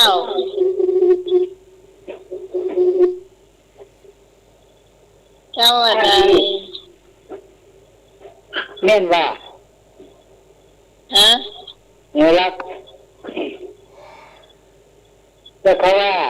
อันอีนี่ก็แปลว่าอย่างอันอีนี่สัญ อัน ลักษณ์ นี้ ที่มันชอบพูดกันนะ อัน เป็น นี้ อันอีอันอี รู้เหรอ ได้ยินเพลงก็ร้องอยู่นะสัญลักษณ์ช่วยบรรยายหน่อยดิว่าอาจารย์ธรรมะก็ไม่ค่อยรู้อ่ะอาจารย์ธรรมะก็เป็นเรื่องนะ อันนี้ อันอี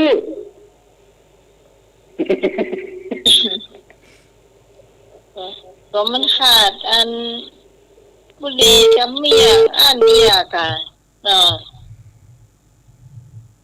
กินข้าวอิ่ม ตัดบุหรี่บ้องตัดเมี่ยงบ้องตัดหมากบ้อง ตัด เท่าบ่เก่าเพิ่นกินมากเนาะเนาะ คนตะกอนเพิ่นเดียวหมากกำหลอกเนี่ยมันก็มีหลายปัจจัยนะ อืม มีหลาย โอ้แต่ว่าอันพี่แต่ก่อนพี่ไปวัดนะแม่พี่ซื้อเมี่ยงหวานที่มันมีขิงเนาะมะพร้าวถั่วดินคั่วนี่นะ อ่า ใส่มันก็ไม่ใช่นักเนี่ยนะสัก5 บาทนะ หมอเขาเอาไปกินที่วัดไปอมที่วัดน่ะนี่อันเขาอมไปคือเขาเนี่ยไม่ใช่เป็นคนที่อมอ่ะ เพราะว่าอมนี่อย่างนี้เนาะมันถึงเวลาอมแรกเสียงเกียวเกียวเกียวเกียวอ่ะก็ต่ออมที่สอง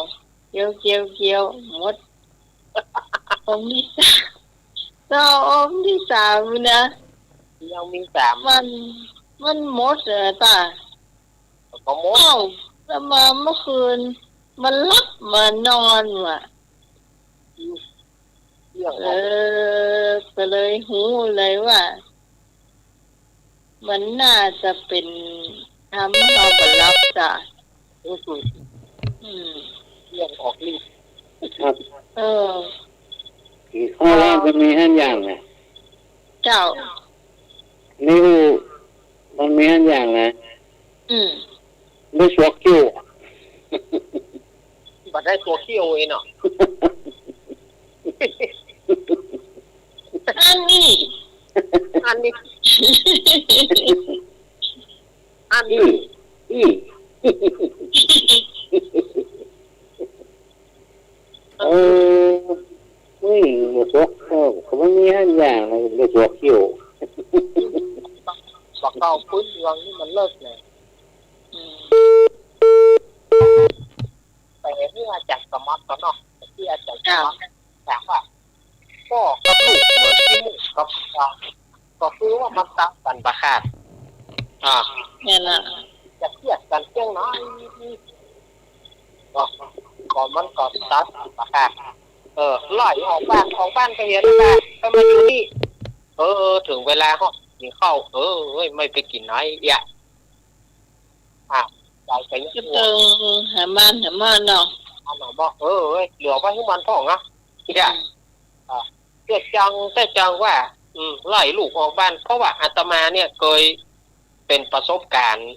แต่บัดใจตัวเก่านะแต่ว่าเป็นประสบการณ์กับเพื่อนบ้านเตือไล่ลูกมาได้กินข้าวเนี่ยไล่ลูกหนีพอไล่มันหนีแล้วเอาเข้าฮอดเก็บกินข้าวมาเอาละเอาลูกไปกินไหนอ่ะเตือบอกคือแม่บ้านบอกคือเมียไปตัวหามันร้อยอุ้มไปลูกไปไล่พอคนนั้นน่ะด่าห้ามจะได้ไล่ลูกอยู่ตายไม่ไล่ลูกเอาเขาหนังให้โง่ก็มีนะเนี่ยมันตัดกันประคาดคือว่าใจสัมพันธ์ป่อกับลูกจะจ้างป่อก็คือป่อจะจ้างลูกก็คือลูกด้วยวิสัยสำนึก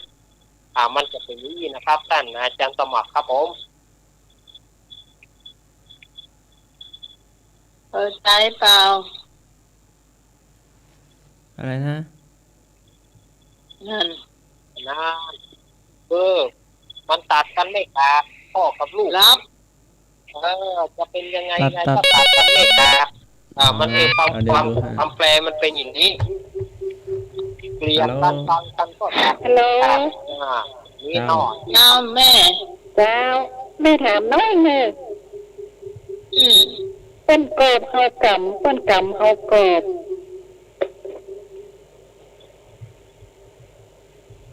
อันอย่างหาน้องไม้ ข้าวก เปิ้นกอบเฮากำเปิ้นกำเฮากอบ กำขี้ยา ฮะ ตามเขาต้อง กำขี้ยาก็ช่วยกันกำแม่แด ำ ง ช่วยกันนะช่วย แม่ ช่วย ละ กัน มันแล้วไว้เนาะ เขาสามัคคีเขาช่วยกันน้องใหม่เนาะ เจ้า ช่วยซึ่งกันและกันเนาะ หมานช่วยกัน เจ้า คนละไม้คนละมือ บัดนี้อยู่เนาะออกแห้งช่วยกันเนาะ เจ้า เปิ้นกำเฮาก็กอบเปิ้นกอบเฮาก็กำเนาะ เจ้า แม่ค่ะเปิ่นขอบเข้าปกตามถือได้ช่วยเปิ่น เจ้า อืม เจ้าแกเนอ เจ้า วันนี้ฟังอยู่เจ้า อืมเจ้า ที่จะเสนอช่วยกันท่องแรงเยอะที่ท่องกันเนาะทุกมัน เจ้า ผมขาบ คาบ ขาบหนูขาบใน อันนั้นมันขี้ขานจ้ะ คุณกี่ ขาน น่ะ น่ะ คุณห้องบรรยากาศไปขาบ ไป เนาะ บ่ไปเนาะ ขาบหนู น้อ ขาง บใน ก็ เนาะ ได้เนาะ ครับ มันยังเช้าอ เอ้า ยู่ ก็ มัน เติมบ่ไป สายแล้ว อันนี้ถูกต้องคุณห้องว่าขาบหนูขาบในเนาะ ซึ่งบ่ไป ถ้าเงี คาย บบ เหร ล อง คาบในอยู่หั่นเนาะ ครับ ถ้าเงียบนี่ ถูก เป็น ต้อง ไง ครับผม จ้า เหมือนเพลงของเพลงพ่อบุตรีเพลงหนึ่งนั่นแหละน้อยไปหอบหลัวหรือน้อยเจ็บหัวน้อยบ่ไปน้อยไปพอน้องน้อยเจ็บท้องน้องน้อยบ่ไปน้อยเอาเข้าไปโฮสีน้อยจะดูทีวีน้อยบ่ไปอันใดก็ไปสักอันใดก็ไปสักอย่างครับหนูครับในที่ทำนั่นให้เอาผัวเฮียอีเมื่อใดอีกป้ออันนี้นี่อันนี้นี่ นี่สามมาผัวเนี่ยไม่ได้ก่อนเนาะ ไปอีกป้อ จ้าโห เราเน้นเขามองว่าเพลงเปิ้ลแหมรับมาได้เด้อดีก็ได้ครับ จ้าได้ยิน ว่า อยากทราบความหมายของคำว่าว่ามันคืออะไร ฮะ ขอไก่น่ารังเกียจขอไข่ขยะขยงขอควายน่ากลัวงองูน่าอิจฉามันได้ยินว่างี้ครับเข้าใจมันจะเป็นยังไงคำว่าเนี่ยเนี่ยว่าเนี่ย เอ๊ะอีหยา เอาว่า เอ๊ะอีหยา ตอบข้อขอไข่เนอะตอบข้อขอไข่นะครับ ถ้ายาวๆก็เป็นว่า เอ๊ะนี่ก่อน ขยะขยง จ้าเนาะ หน้าขี้จะคอมเมืองเขาว่าหน้าขี้จะ ที่จ้า เขาว่า ขี้ก้าแปลว่าน่ารังเกียจใช่ไหม เจ้า ขยะขยงใช่ใช่ไหม เจ้า น่ากลัวคงจะไม่ใช่เนาะ ไม่ใช่ ไม่ใช่ครับไม่ใช่ อ๋อ หน้าจะ ทำไมไม่น่ากลัวทำไมเขาไม่ยิ้มมันหนอ ครับผมน้อยๆอ่ะ ฮะ อันนี้จับ มันน้อยๆอ่ะ อ๋อไฟหน่อยว่าฮะเอ๊ะอย่ามาได้น้อยซื้อเหรอซื้อเพเหรอเพ น้อยล่ะเมาคนเมาไปเมาเงา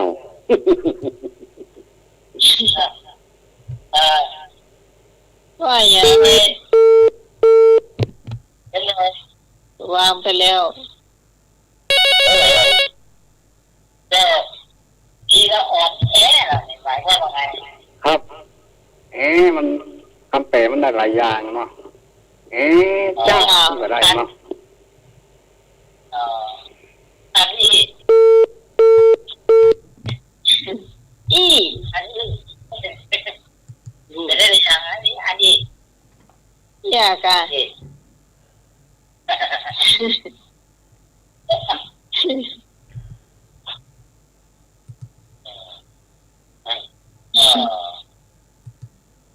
ี่แหละครับอีกแบบคุยดูซิว่าจะพูดอะไรครับเลยแล้วก็พิษน้อยกายมือ ครับนี่คนบ่เคยพบสตางค์อ่ะคนบ่เคยมีสตางค์อ่ะไปเอางานแต่พบสตางค์400-500 นี่นะ มีสตางค์500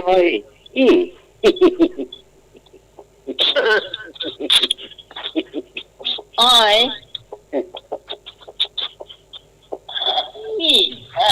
นี่ละเดี๋ยวนี้ ได้มา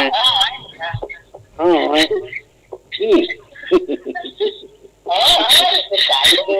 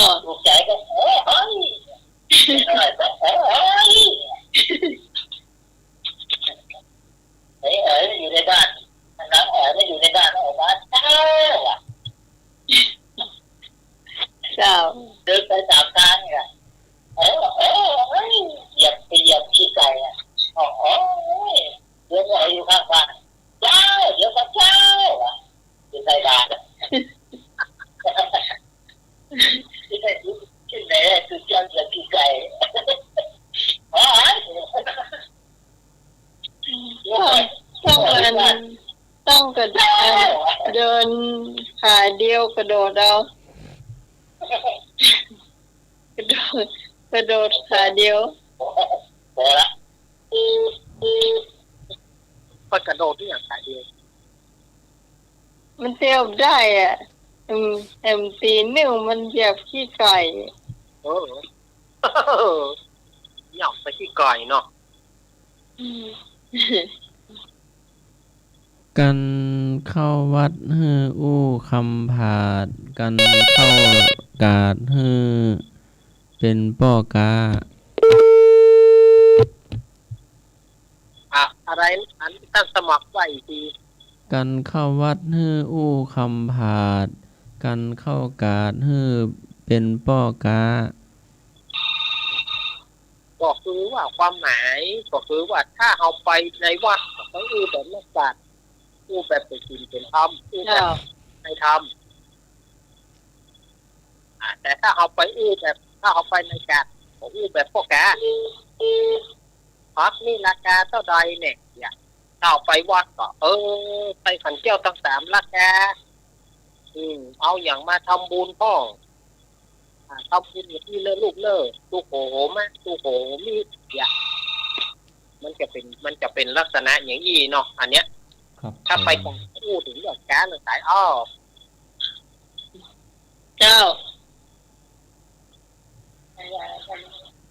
การนี้เขาว่าฝ่ายไหน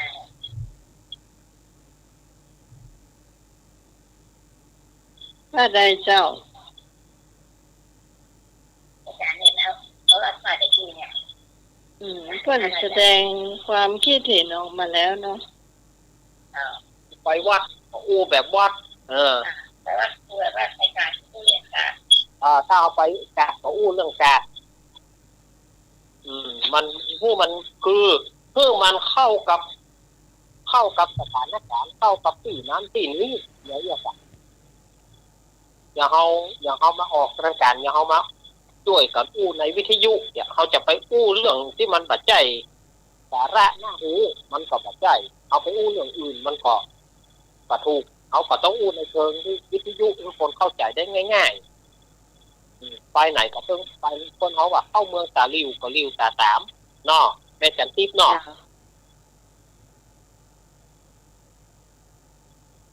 อยู่วัดก็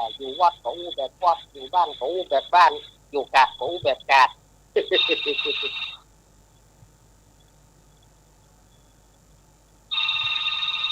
ทำไมเนี่ยเจ้าขอกรรมใหม่เนี่ยสักกรรมเดียวท่านอาจารย์สมัครมีก่อครับผม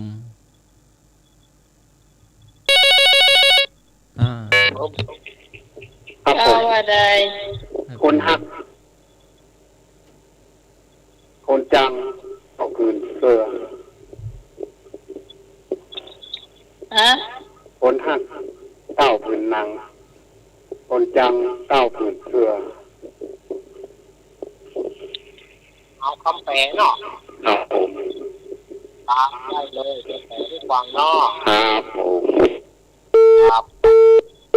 คนตีนนางก็คือว่าคนหักเนี่ยมันน้อยกว่าคนที่จังคนหักเอามันมีบัตรที่คนจังเต้าผืนเสือก็คือว่าคนจังเฮาเนี่ยนักคนขี้บืนแปดอย่างเฮามาอู้เนี่ยจะมีอย่างเฮามาอู้สาระต่างๆมีคนที่สนใจฟังก็มีกับเท่าไหร่แต่คนปืนปากใส่ของบุญปากใส่จ้ะมันอู้กันเนี่ยอวดรู้อวดลวกจมไปพูดละเนี่ยน้ำมันจะเป็นอย่างนี้เลยคนภาคเต้าผืนหนังคนจังเต้าผืนตะก็คือคนภาคเนี่ยมันน้อยอย่างกับโบราณก็ว่าจะให้คนภาคเนี่ยน่าจะหวังจะให้คนจังปั๊มเดียวก็ได้เอาเจอคนจังเขาอู้กำจิตกำเดียวได้นะแต่เดียวเขาจังละเอาอู้ให้คนภาคเลยนะโธ่มันมีน้อยอู้ให้คนจังลองปลาแรดไปหน่อยหรอปลาแรดน้อยเดียวแต่เดียวเขาจังละ ซื้อมันออกมาซ้ำเนอะ ซื้อมันแม่ซ้ำเลยฝ่ายปอนเนี่ยหมูจับเลยนะมันแอบปักเลยนะซื้อมันแม่ซ้ำเนอะ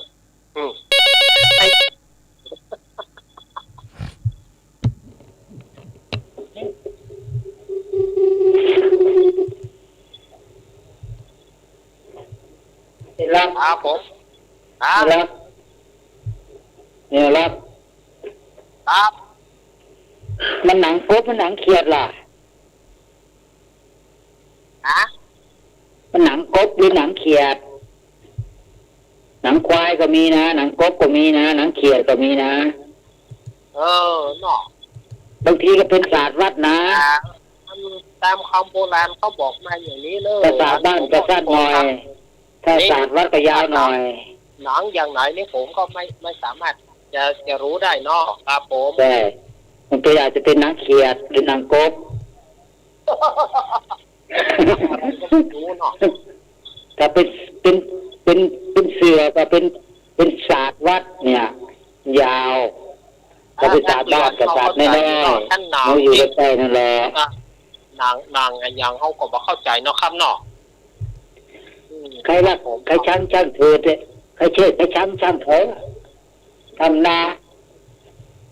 พระพุทธเจ้าว่าลูกนี้มีแต่นินทากะกาลีถ้าไม่มีกาลีก็ไม่มีเวลาถ้าไม่มีเวลาเดี๋ยวก็จะหมดเวลา นินทากาเลเหมือนเทกแลบ ไม่เยอะมีสมัยแล้ว นะ ถึงเงินปวดฟังนะแม่ อันนี้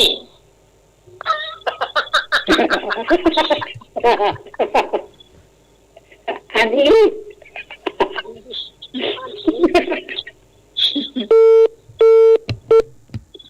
จะต้องกรรมอาจารย์นิพนธ์มาย้อนอาจารย์นิพนธ์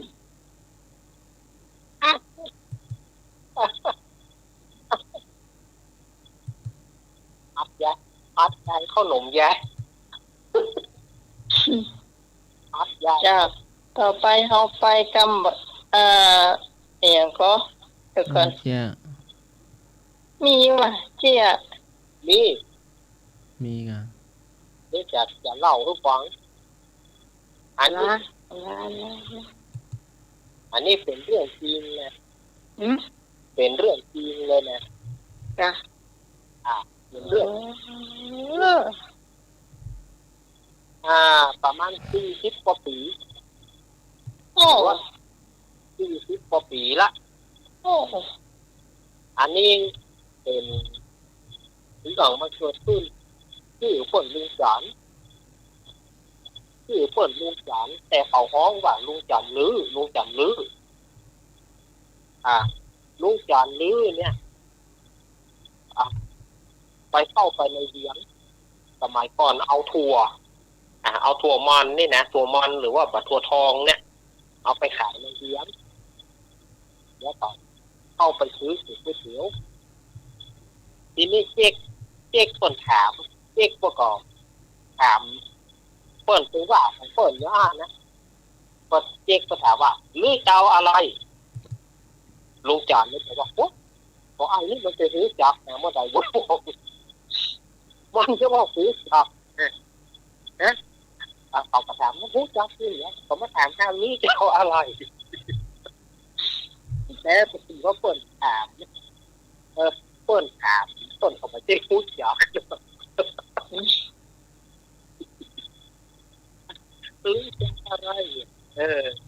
เปิ่นแบบเขาไปพอเขาเลยว่าแต่ถ้าเขาหันหน้าสมัยก่อนก็หันหน้าลุงจักแต่มันลือเจ้าอะไรใครหัวพอต่อไปว่าทั้งสองไอ้บอกเลย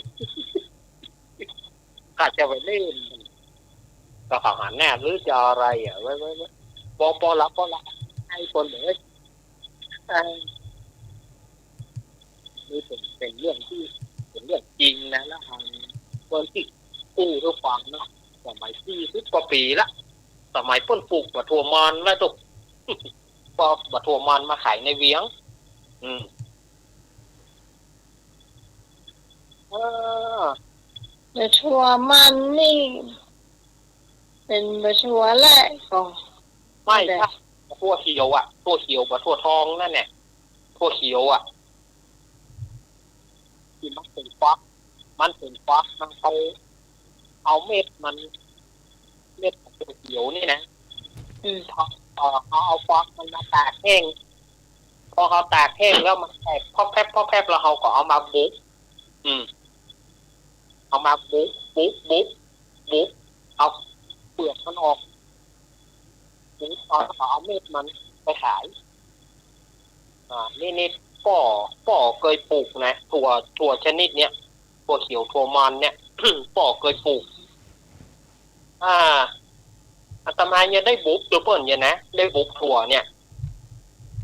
คนปลูกถูก แต่บ้านปีปลูกถั่วเหลืองแต่ก่อน คนปลูกถั่วแล้วคนที่พอมันเอาตากแดดมันแตกพอแพบมันเลยแตกหรอกแตกก่อนเอาใส่คู่เข้าอยู่ในคู่เอาค้อนบ่มบั่มปลูกถั่ว แต่บ้านปีปลูกถั่วเหลือง เนาะ เจ้ามันก็ไม่ใช่มันก็ที่สูงเท่าไรนะแต่เวลามันแก่แล้วก็ใบมันก็จะออกไปเนาะใบสีเหลืองๆออกมันก็จะมีแต่เม็ดมันเนาะเม็ดมันแล้วเขาก็ไปเกี่ยวตากถ้าฝนตกนี่อย่างฝนตกนี้นะช่วงหน้าฝนนี่ต้องใช้ห่มมันเนอะ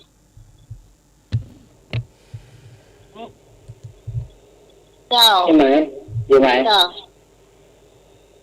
แต่ว่าเห็นที่สมัยว่าน่าจะเห็นมีแต่ปลูกแต่ถั่วแดงนี่เลยค่ะ นะ เห็นมีปลูกแต่ถั่วแดงเนี่ย นี่ ถั่วเขียวไม่เห็นมีเลย มีก็เขียวมี เห็นมีปลูกแต่ถั่วแดงน่ะไม่เชื่อไปถามไม่ชื่อแหละ เจ้า ถามไม่ชื่อกันไม่ชื่อแกปลูกถั่วแดง เจ้า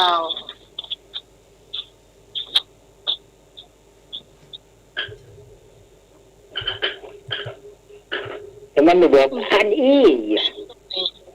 ไอ้หนุ่ยมีก็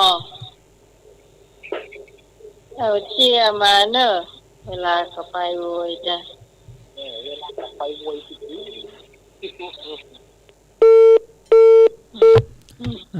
เราเจียเนาะ อืม เราแต่ว่าจะเอามะนาวมาสันห้องส่ง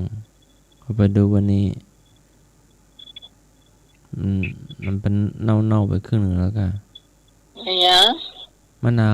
วจะมากินแก้ไข้หลับเลยเขาไปดูมันเน่าไปแล้วมันเน่าไปเกือบหมดลูกแล้ว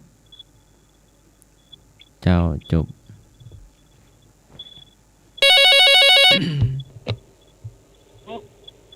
ยังไง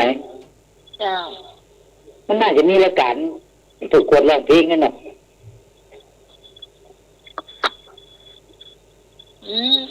อาตมากับมีนายรักจะร้องเพลงคู่กันมีนายรักขึ้นนโมก่อนอาตมาร้องตาม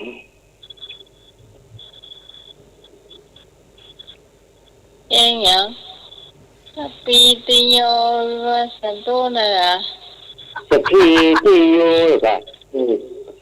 สามนี้รักขึ้นก่อนนโมตัสสะภะคะวะโตถึงยกก็ร้องเพลงไปซะถ้าก็ร้องเพลงพระก็มันก็ได้ดีอ่ะ เพลงประจำวันเพลงประจำพระตัวเพลงหยังอะไรอย่างถามว่าเพลงประจำพระเนนคือเพลงอะไร อย่าลืม อ่าน อย่าลืม พิจารณาก่อนฉัน ดีจี2G รับแล้วก็จี หนุ่มเจเจพระอาจารย์นิพนธ์ท่าหลับแล้วก็ เดี๋ยว ตะกี้ท่านมาก็หลับไปแล้วนะ เกี่ยรับเดี๋ยวนี้น่ะว่านี่เขารับก่อนมันนี่คือรับก่อนให้ ผัดกันหลับเนาะ วันพรุ่งนี้มันจะกวาดพลาตัวเจ้าป้าวันพระ อย่าลืมฉันถูกต้อง อย่าลืมฉัน อย่าเรื่องสารนี่ อืม โอ้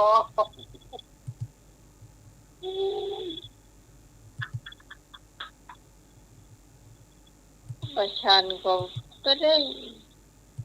อดเจอกันเนาะ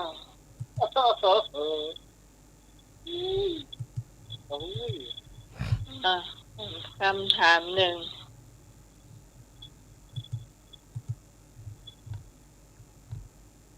คำถามหนึ่งคือเจ้า ครับผม เจ้า อันนั้นห้องจุดเนาะ อืม ไก่งามพ่อขนคนงามพ่อแต่งจุด มันปากแหว่งจึงแต่งตึ้งเหมือนงาม ที่มันงามเนาะปะก็ได้เนาะเรื่องงามเนาะ เจ้า แต่อันนี้นะครับผมแม่นแล้วครับต้อง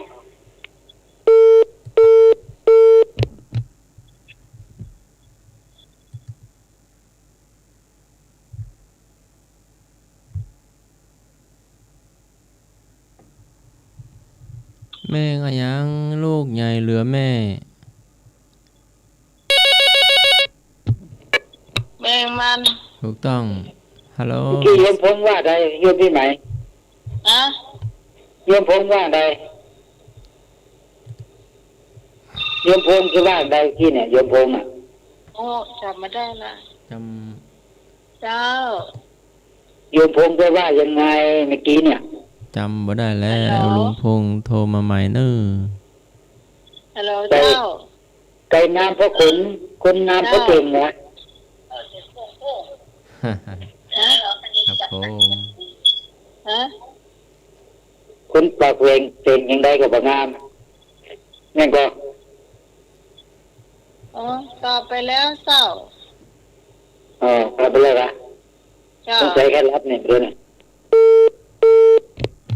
ว่าได้เจ้าไม่สันติเจ้า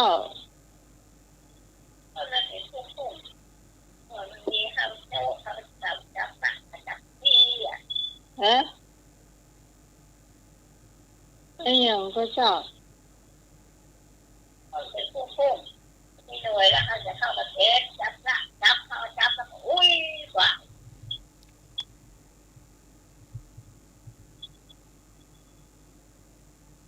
อันนี้คำถามหญิงได้เจ้า คำถามหญิงได้เจ้า เสียเจ้า อ่า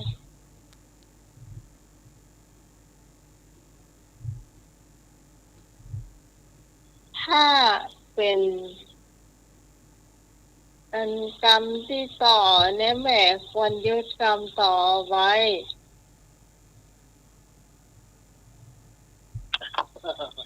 บอกว่าจุดเดี๋ยวจะต่อหันแบ่งใดเนาะ ถ้าอีนี่มันจะมาได้บ่ฮู้ว่าจะเป็นกรรมบ่เก่าหรือว่ากรรมหนึ่งใดกรรมบ่เก่านี่หมดแล้วในเจ้าสำหรับวันนี้อันนี้เป็นอย่างอ่อนแล้วนะเจ้า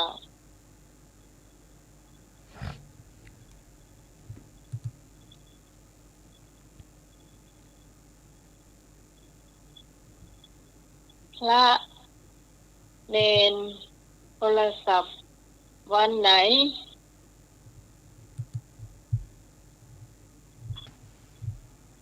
โอ้เข้ามาได้เลยเจ้าพระเนนโทรศัพท์วันไหน พระเนนโทรศัพท์วันไหน เจ้า วันโก ทุกวันเนี่ยเจอกันเนอะ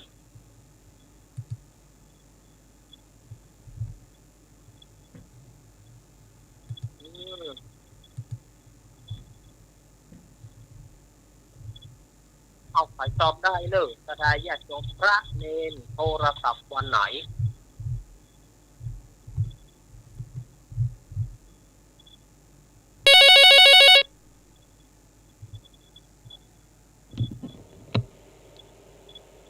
เจ้าน้องไม้ เจ้า วันพุธก่อน เจ้าถูกต้อง 2 คะแนน โทร เจ้า เจ้า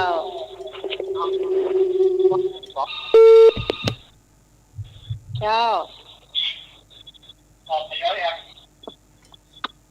ตอบแล้ว ตอบไปแล้วใช่ไหม เจ้า เป็นโทรใช่ไหม เจ้า เขาตอบไปยัง ตอบแล้วเจ้า อ๋อแต่ไม่จะตอบวันโทรเหมือนกันถูกไหม วันอะไรคะ วันโทร ไม่ถูก อ๋อแล้วตอบวันอะไรอ่ะ พุทโธสิคะ อ๋อ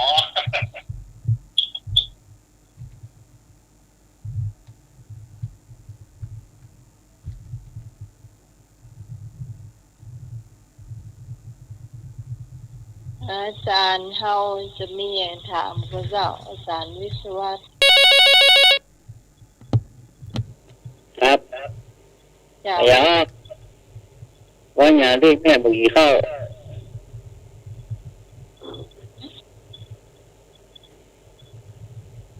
อันยังก็ ว่าน่ะอย่างแม่บุกีเข้า แม่วาง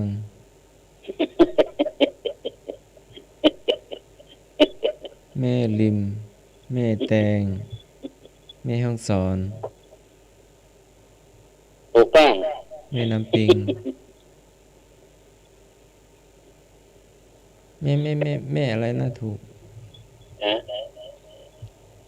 แม่เจ็บเขี้ยวบุกีเข้า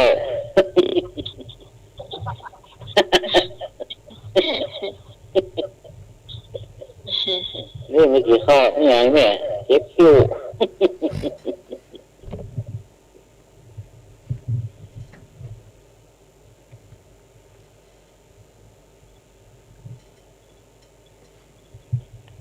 อย่าง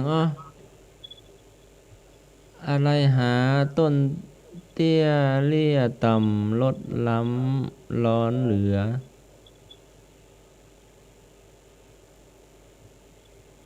อะไรหาต้นเตี้ยเลี่ยต่ำลดล้ำร้อนเหลือ ต้นต้นหญ้า อย่างมันทำกับข้าวขาดไม่ได้นะ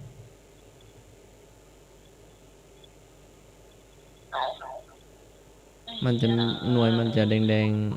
พริก ๆถูกต้อง ครับ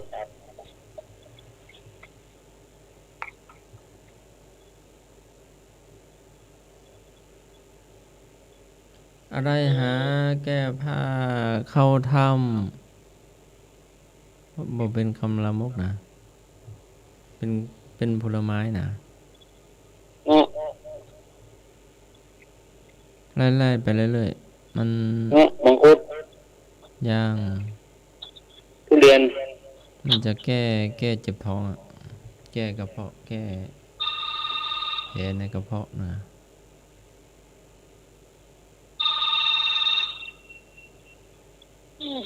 สอง ใบมันจะเอามาห่อหมกห่ออะไรได้อ่ะ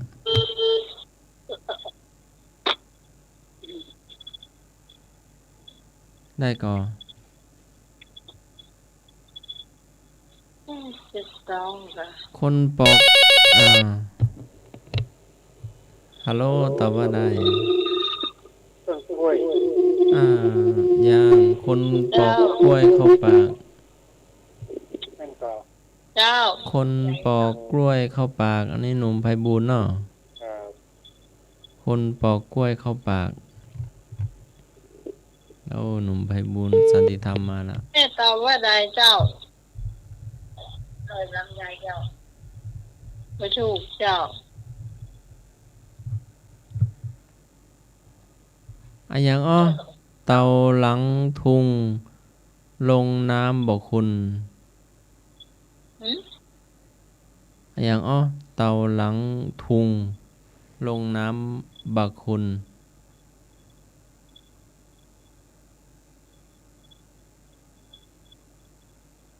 แม่ถ้าแม่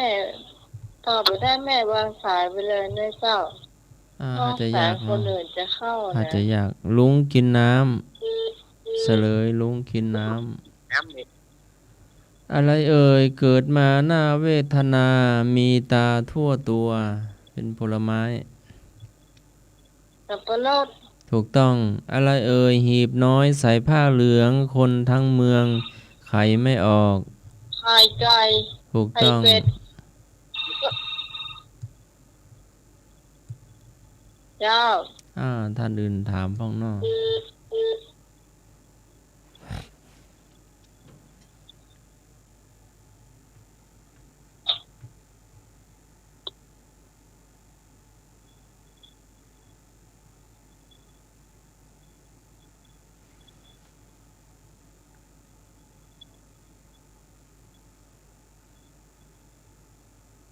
มาใครจะถามก็ถามเลยถามเลยเจ้า นามนางยักษ์ลักษ์พระอภัยท่าน คือใครอ่า พระอภัยมณี ผีเสื้อสมุทร ครับ ผี เชื่อสมุด ตอบผีเสื้อสมุทร เดี๋ นา ยว มพี่หนุ่ย รถอะไรหลังคาพูดได้ หืม รถไหนเนาะหลังคาอู้ได้ กระดูกแรกไข่จิเจ้มจิกขิกแรกไข่จักจิ้ม รถไหนเนาะหลังคาอู้ได้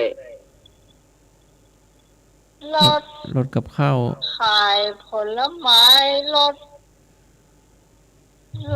รถซาเล้งรถ อย่างก็ติดติดติดหลังคาสแลมเมียขายสแลมขายที่มุงอ่ะ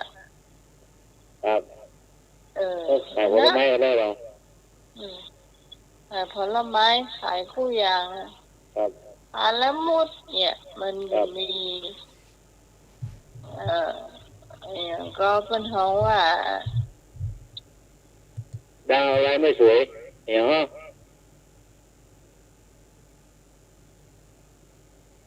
ดาวอะไรไม่สวย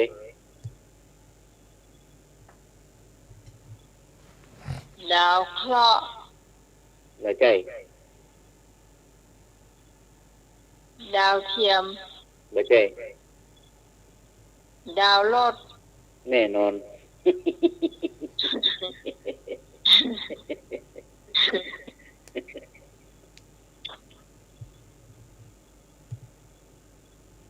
ดาวอย่ามาแตะ เอ๊ะดาว ดาว แด อง ย่ามาแตะ ดาวเทียม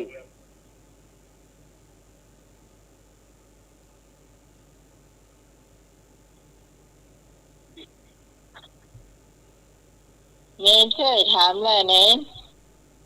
เรื่องคำถามนี่เน้นบ่ให้ชำนาญเท่าใดเรื่องคำถามนี่แน่ ตอบช่วยตอบก็ได้เนาะ ครอบครัวก็ ถูกผิดบ่เป็นหยัง ตาหนึ่งลื่นขึ้นมาข้อเท้า คือตาหยัง ตาตุ้ม ถูกต้อง หายอะไรแพงที่สุด ฮะ หายอะไรแพงที่สุด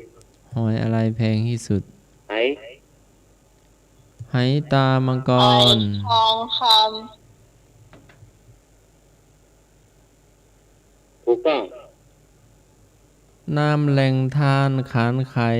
กว้างใหญ่แสน เป็นแม่น้ำอะ น้ำโขง มหาสมุทรแม่น้ำว่ะ ครับ สมุทรก็คือแม่น้ นามนาวาขาของล่องข้ามแดนอย่างอ๋อ ำแม่นาวาก็คือแม่น้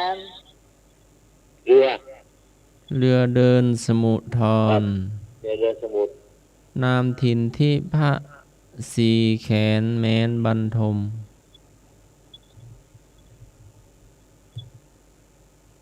กระทมคือนอนน่ะ เกษียณสมุทรว่ะ คำถามจะคืออย่าง 2 บวก 2ได้เท่าไหร่2 บวก 2ได้เท่าไหร่ สี่ ถูกต้อง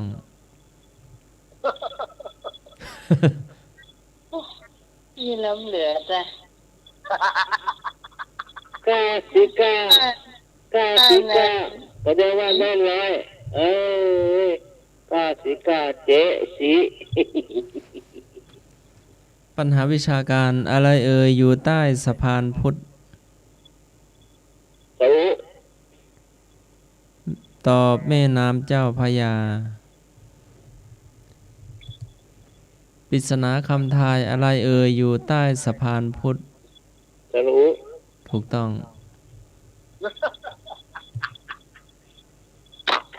อะไรอยู่อะไรอยู่ใต้ท้องเรือ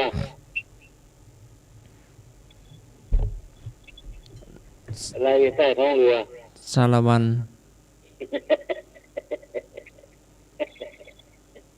มดดำน้ อะไรใต้ท้องเรือ ห้องเรือสวนน้ำจ้ะ แล้วล่ะ ำอะไรอะไรเอ่ยอยู่ข้างหน้า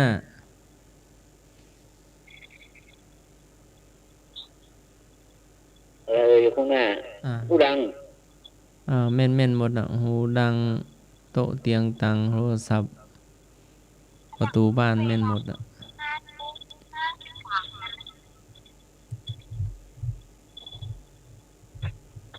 อะไรอยู่หลังโรงเรียน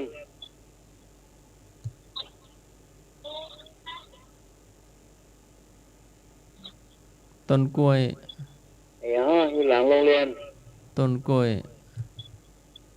ต้องกล้วยหนีแล้วเอาควันแม่ไปกินแล้ว เอาปีไปกินละอยู่หลังโรงเรียน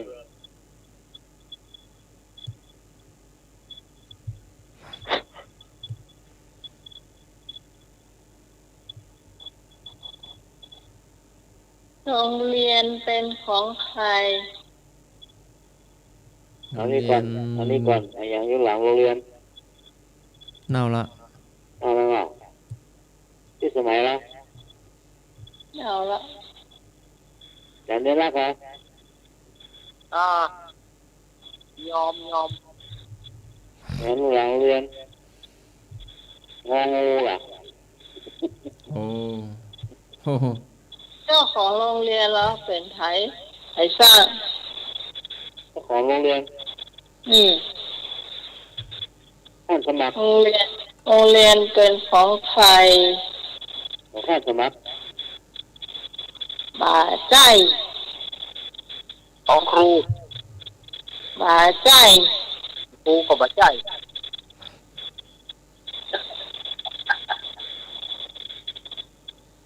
โรงเรียนเป็นของเจ้าที่เจ้าตัง บ่าใจ เน่าแล้ว โรงเรียนของหนู เอ้ยอ๋อเรียนป เล่น ก ดีก็เฮาก็เจ๊อีหยัง ครูอะไรใช้ปากกาด้ามเดียว ครูวันเพ็ญ ถูกต้อย ง กข่าวเปาะนะเดี๋ยวเตี้ยคือลาเลย ตำราเนาะขนาด อาจารย์นี่พงนี่วัดไหนก็ร้อย วัดดอย วันนั้นแก้วอ่ะ ดอยยมโหอันนี้สมองเสื่อมละ ได้บอกได้หน่อย เจ้า ถ้าสมองยกโครง2ตัวละ ปลาอะไรมี2 หน้า ปลาบ่วงนะ ปลาชูแน่ ถูกต้องอ้าวอำลา โอ้เป็นว่าลาก็ลาก็โอ้ย ก็ โอ้ย มันก็เห็นมีอยู่นี่ เจ้านะ เฮ้ยกว่าละ ลูกเจ้านะ ได้ละ พรุ่งนี้ เอา เช้า คือ เนาะ ติด อำลาเนี่ย โอ้ย ผู้ศีลน่ะครั อ้า บ ววันศีล ได้น่ะ เจ้า ครับอาจารย์ท่านสมัครครับอาจารย์ครับผมท่านสมัครครับ เจ้า อาจารย์เดลาครับอาจารย์นิโมนะครับสมัยนะครับธรรมะข้าเกียรติทุกท่านนะครับดูดีรับดีวันนี้ครับร้อยสาวครับสวัสดีครับ เจริญพร อ้าว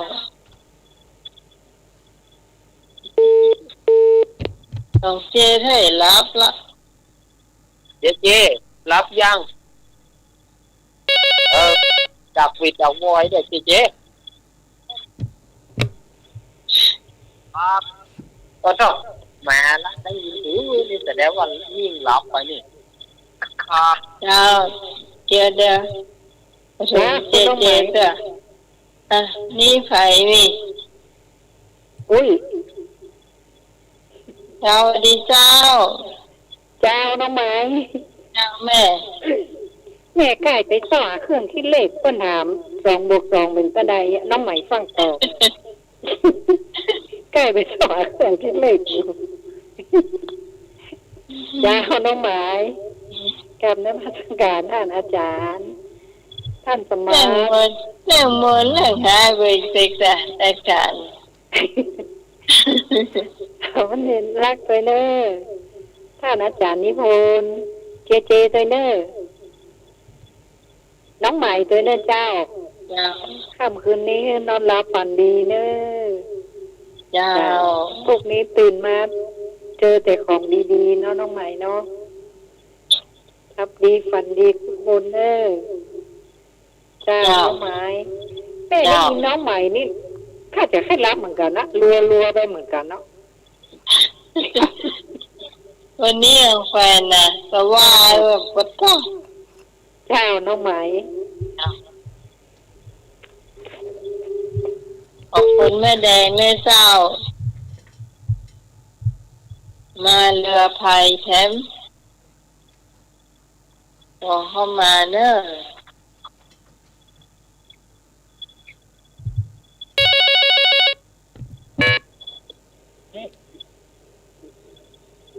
เจ้า ทุกทุ่มพอดีเนาะ เจ้า อย่าทำอย่างที่ชอบจงประกอบอย่างที่ใช่ อย่าคิดเลยเถิดไปเพราะสิ่งใดบ่จีรังคิดอย่างมีสติอย่ารำลึกถึงเรื่องหลังอนาคตลุงประดังจะมานั่งซึมทำไมคิดสร้างวางอนาคตตัวกำหนดดีกว่าไหมร่วมด้วยช่วยกันไปรวมน้ำใจสามัคคีหนทางอีกยาวมากความทุกข์ยากไม่จากนี้ มีนาคหลากวิธีเรื่องสุขีต้องมีมากราบนมัสการอาจารย์สมัครผู้ในทางสถานี ครับผม เรียนที่สมัยสำเนียงนาลักษณ์ ครับ แม่แม่โยมพรจากเจ้าแม่แดงรัตนาบอกสลอมแล้วก็หลายญาติโยมธรรมะใครเชื่อทุกท่านขอเจริญพรจากนมัสการและก็สวัสดีสำเนียงด้วยเจริญพร เจ้า ครับผม สาธุ เคารพครับผม เจ้า ราชการท่านอาจารย์สมัครเจ้า เจริญพร ราชการอาจารย์นี่แล้วพระเจ้า ครับแม่ มาสการอาจารย์นิพนธ์นะเจ้า เจ้า สวัสดีน้องใหม่เจ้า เจ้า สวัสดีสมาชิกทุกๆคนนะเจ้า เจ้าขอบคุณแม่จันทิพย์นะเจ้าพบกันใหม่เสาร์อาทิตย์หน้านะเจ้า เจ้า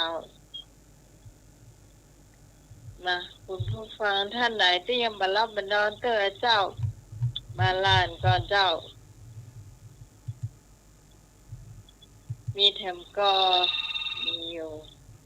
สวัสดีเจ้า เจ้าน้องใหม่ขอบคุณภาษาพระอาจารย์ข้าพเจ้าสรุปได้สุกัสวรพิโจผู้อำนวยการสถานีเจ้ากราบไปสาท่านสมัครเจ้ากราบไปสาอาจารย์นิพนธ์วัดพระธาตุดอยสะเก็ดนะเจ้ากราบไปสาลูกเรียนอาราบสวัสดีน้องใหม่เจ้าสวัสดีสมาชิกเครียดทุกท่านของเจตอยนะเจ้านี่ค่ำคืนนี้ขอให้ทุกท่านรับดีฝันดีนะเจ้าก่อนจะรับจะนอนไหว้พระสวดมนต์เจริญเมตตาภาวนาตัวนะเจ้าชีวิตนี่ก็จะเป็นสุขอยู่เป็นสุขรับตื่นก็เป็นสุขฝันรับฝันดีทุกท่านทุกคนนะเจ้าสวัสดีเจ้าขอบคุณพี่พรปราเศร้านะเจ้า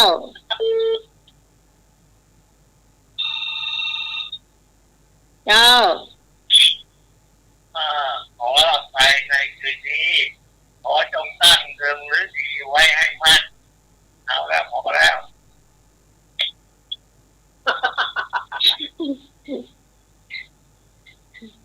เหี้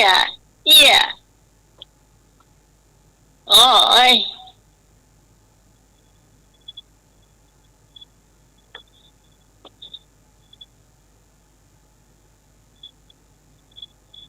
มีแถมพอเป็นผู้ฟังเรียกบรรลับบรรดอนเตอร์ยายพรวันนี้เรียกบรรลับประตูนยายพรวันนี้เนี่ยข้างกับแปลงวัดป่ะก็น่าค่ะข้างกับแปลงวัดนะนี่มาหันมาหรอ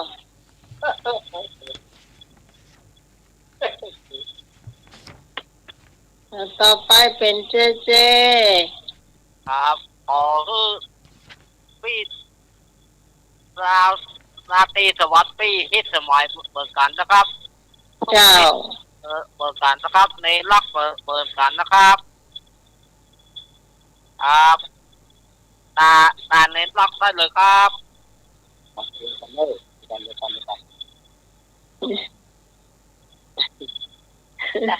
ตอน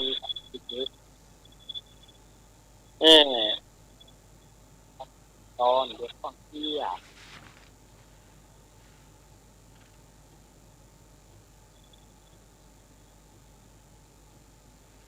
ก็มีอันลากหลับนี่กันเนาะ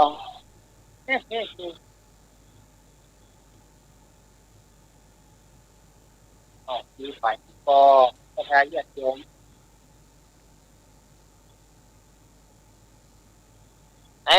บอกรายการเฮาวัดการตัวดื้อเดี๋ยวก่อนอย่ายืนม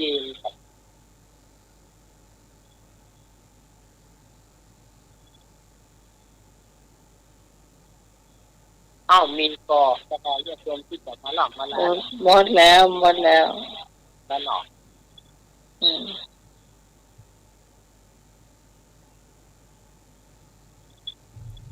เอาละเมื่อหมดแล้วอาตมาภาพก็จะได้อำลาพระญาติโยมเพราะว่าวันพรุ่งนี้ก็ต้องตื่นเช้าเพราะว่าวันพรุ่งนี้ญาติโยมก็จะเข้ามาทำบุญในวันเดือนเพ็ญเนาะวันพรุ่งวันเพ็ญเดือน9นะหรือว่าเดือน11เพ็ญวันพรุ่งนี้ขอให้ญาติโยมนะเดี๋ยวบอกรายการของเฮาวันเดียวก่อนไม่จะอู้คนเดียวเดียวกันวันพรุ่งนี้เป็นวันเดือนเพ็ญเลิก เพราะว่างานวันพรุ่งนี้ขอให้ศรัทธาญาติโยมเอาทำบุญกุศลอันใด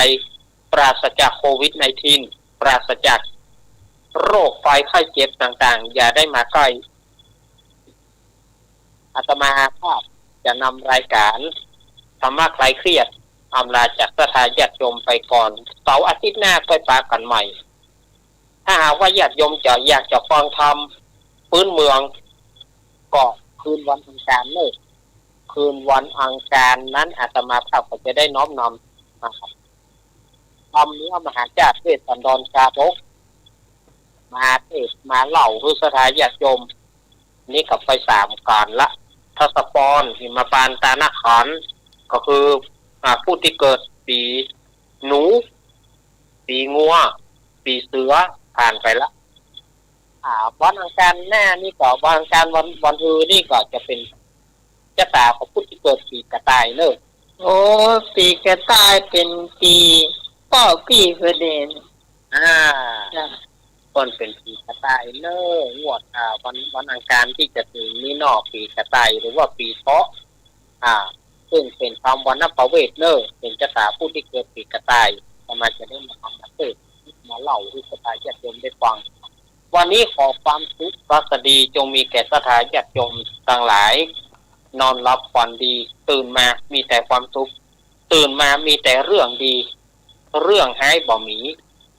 ให้มีดีมาให้มีดีมาให้มีดีมาเนอะอายุวันโนสุขังพรังสาธุสมาเจ้าวายะเมเทวะปริโสยาวะอัตถัสสะนิปทาเป็นคนควรพยายามเรื่อยไปจนกว่าจะพบความสำเร็จกราบนมัสการและขอเจริญพรสำหรับค่ำคืนนี้ขอบคุณคุณผู้ฟังทุกเสียงทุกสายที่มาเจอกันจากรายการธรรมะในเครื่องเรานะเจ้าขอบคุณอาจารย์พระครูสมวิศวรวรกิจโยผู้ในการสถานีผู้ควบคุมเสียงเพื่อเพลงคุณผู้ฟังได้ฟังสวยสำหรับพระเจ้าที่สมัยสุริโยดรชาวบ้านดอนตันตำบลเมืองแก้วอำเภอแม่ริมเราจะมาพบปะกันใหม่เจ้า3 ทุ่มถึงเที่ยงคืนเจ้าทุกเสาร์และก่อนนาทีเจ้าชื่นชอบรายการนี้อย่าลืมให้กำลังใจติดตามกันต่อไปสาธิตหน้าเจ้าสำหรับวันนี้ทีมงานธรรมะแขกเสียงเราลาคุณผู้ฟังไปเพียงเท่านี้ก่อนขอบคุณสวัสดีเจ้า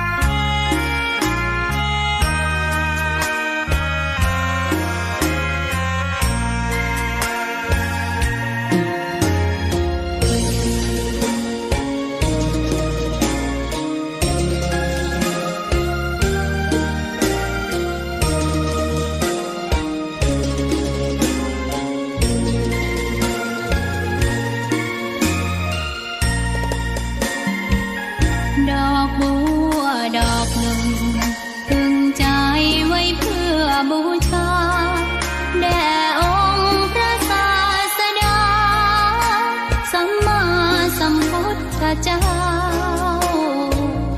มีความงามเงียบไม่เปรียบเทียบเขาเทียบเราใครมองไม่งามช่างเขาแต่เจ้าก็คือดอกบัวด้วยความสัตย์ซื่อยึดถือความดีเป็นหลักใครรักไม่รักก็ไม่จมปลัก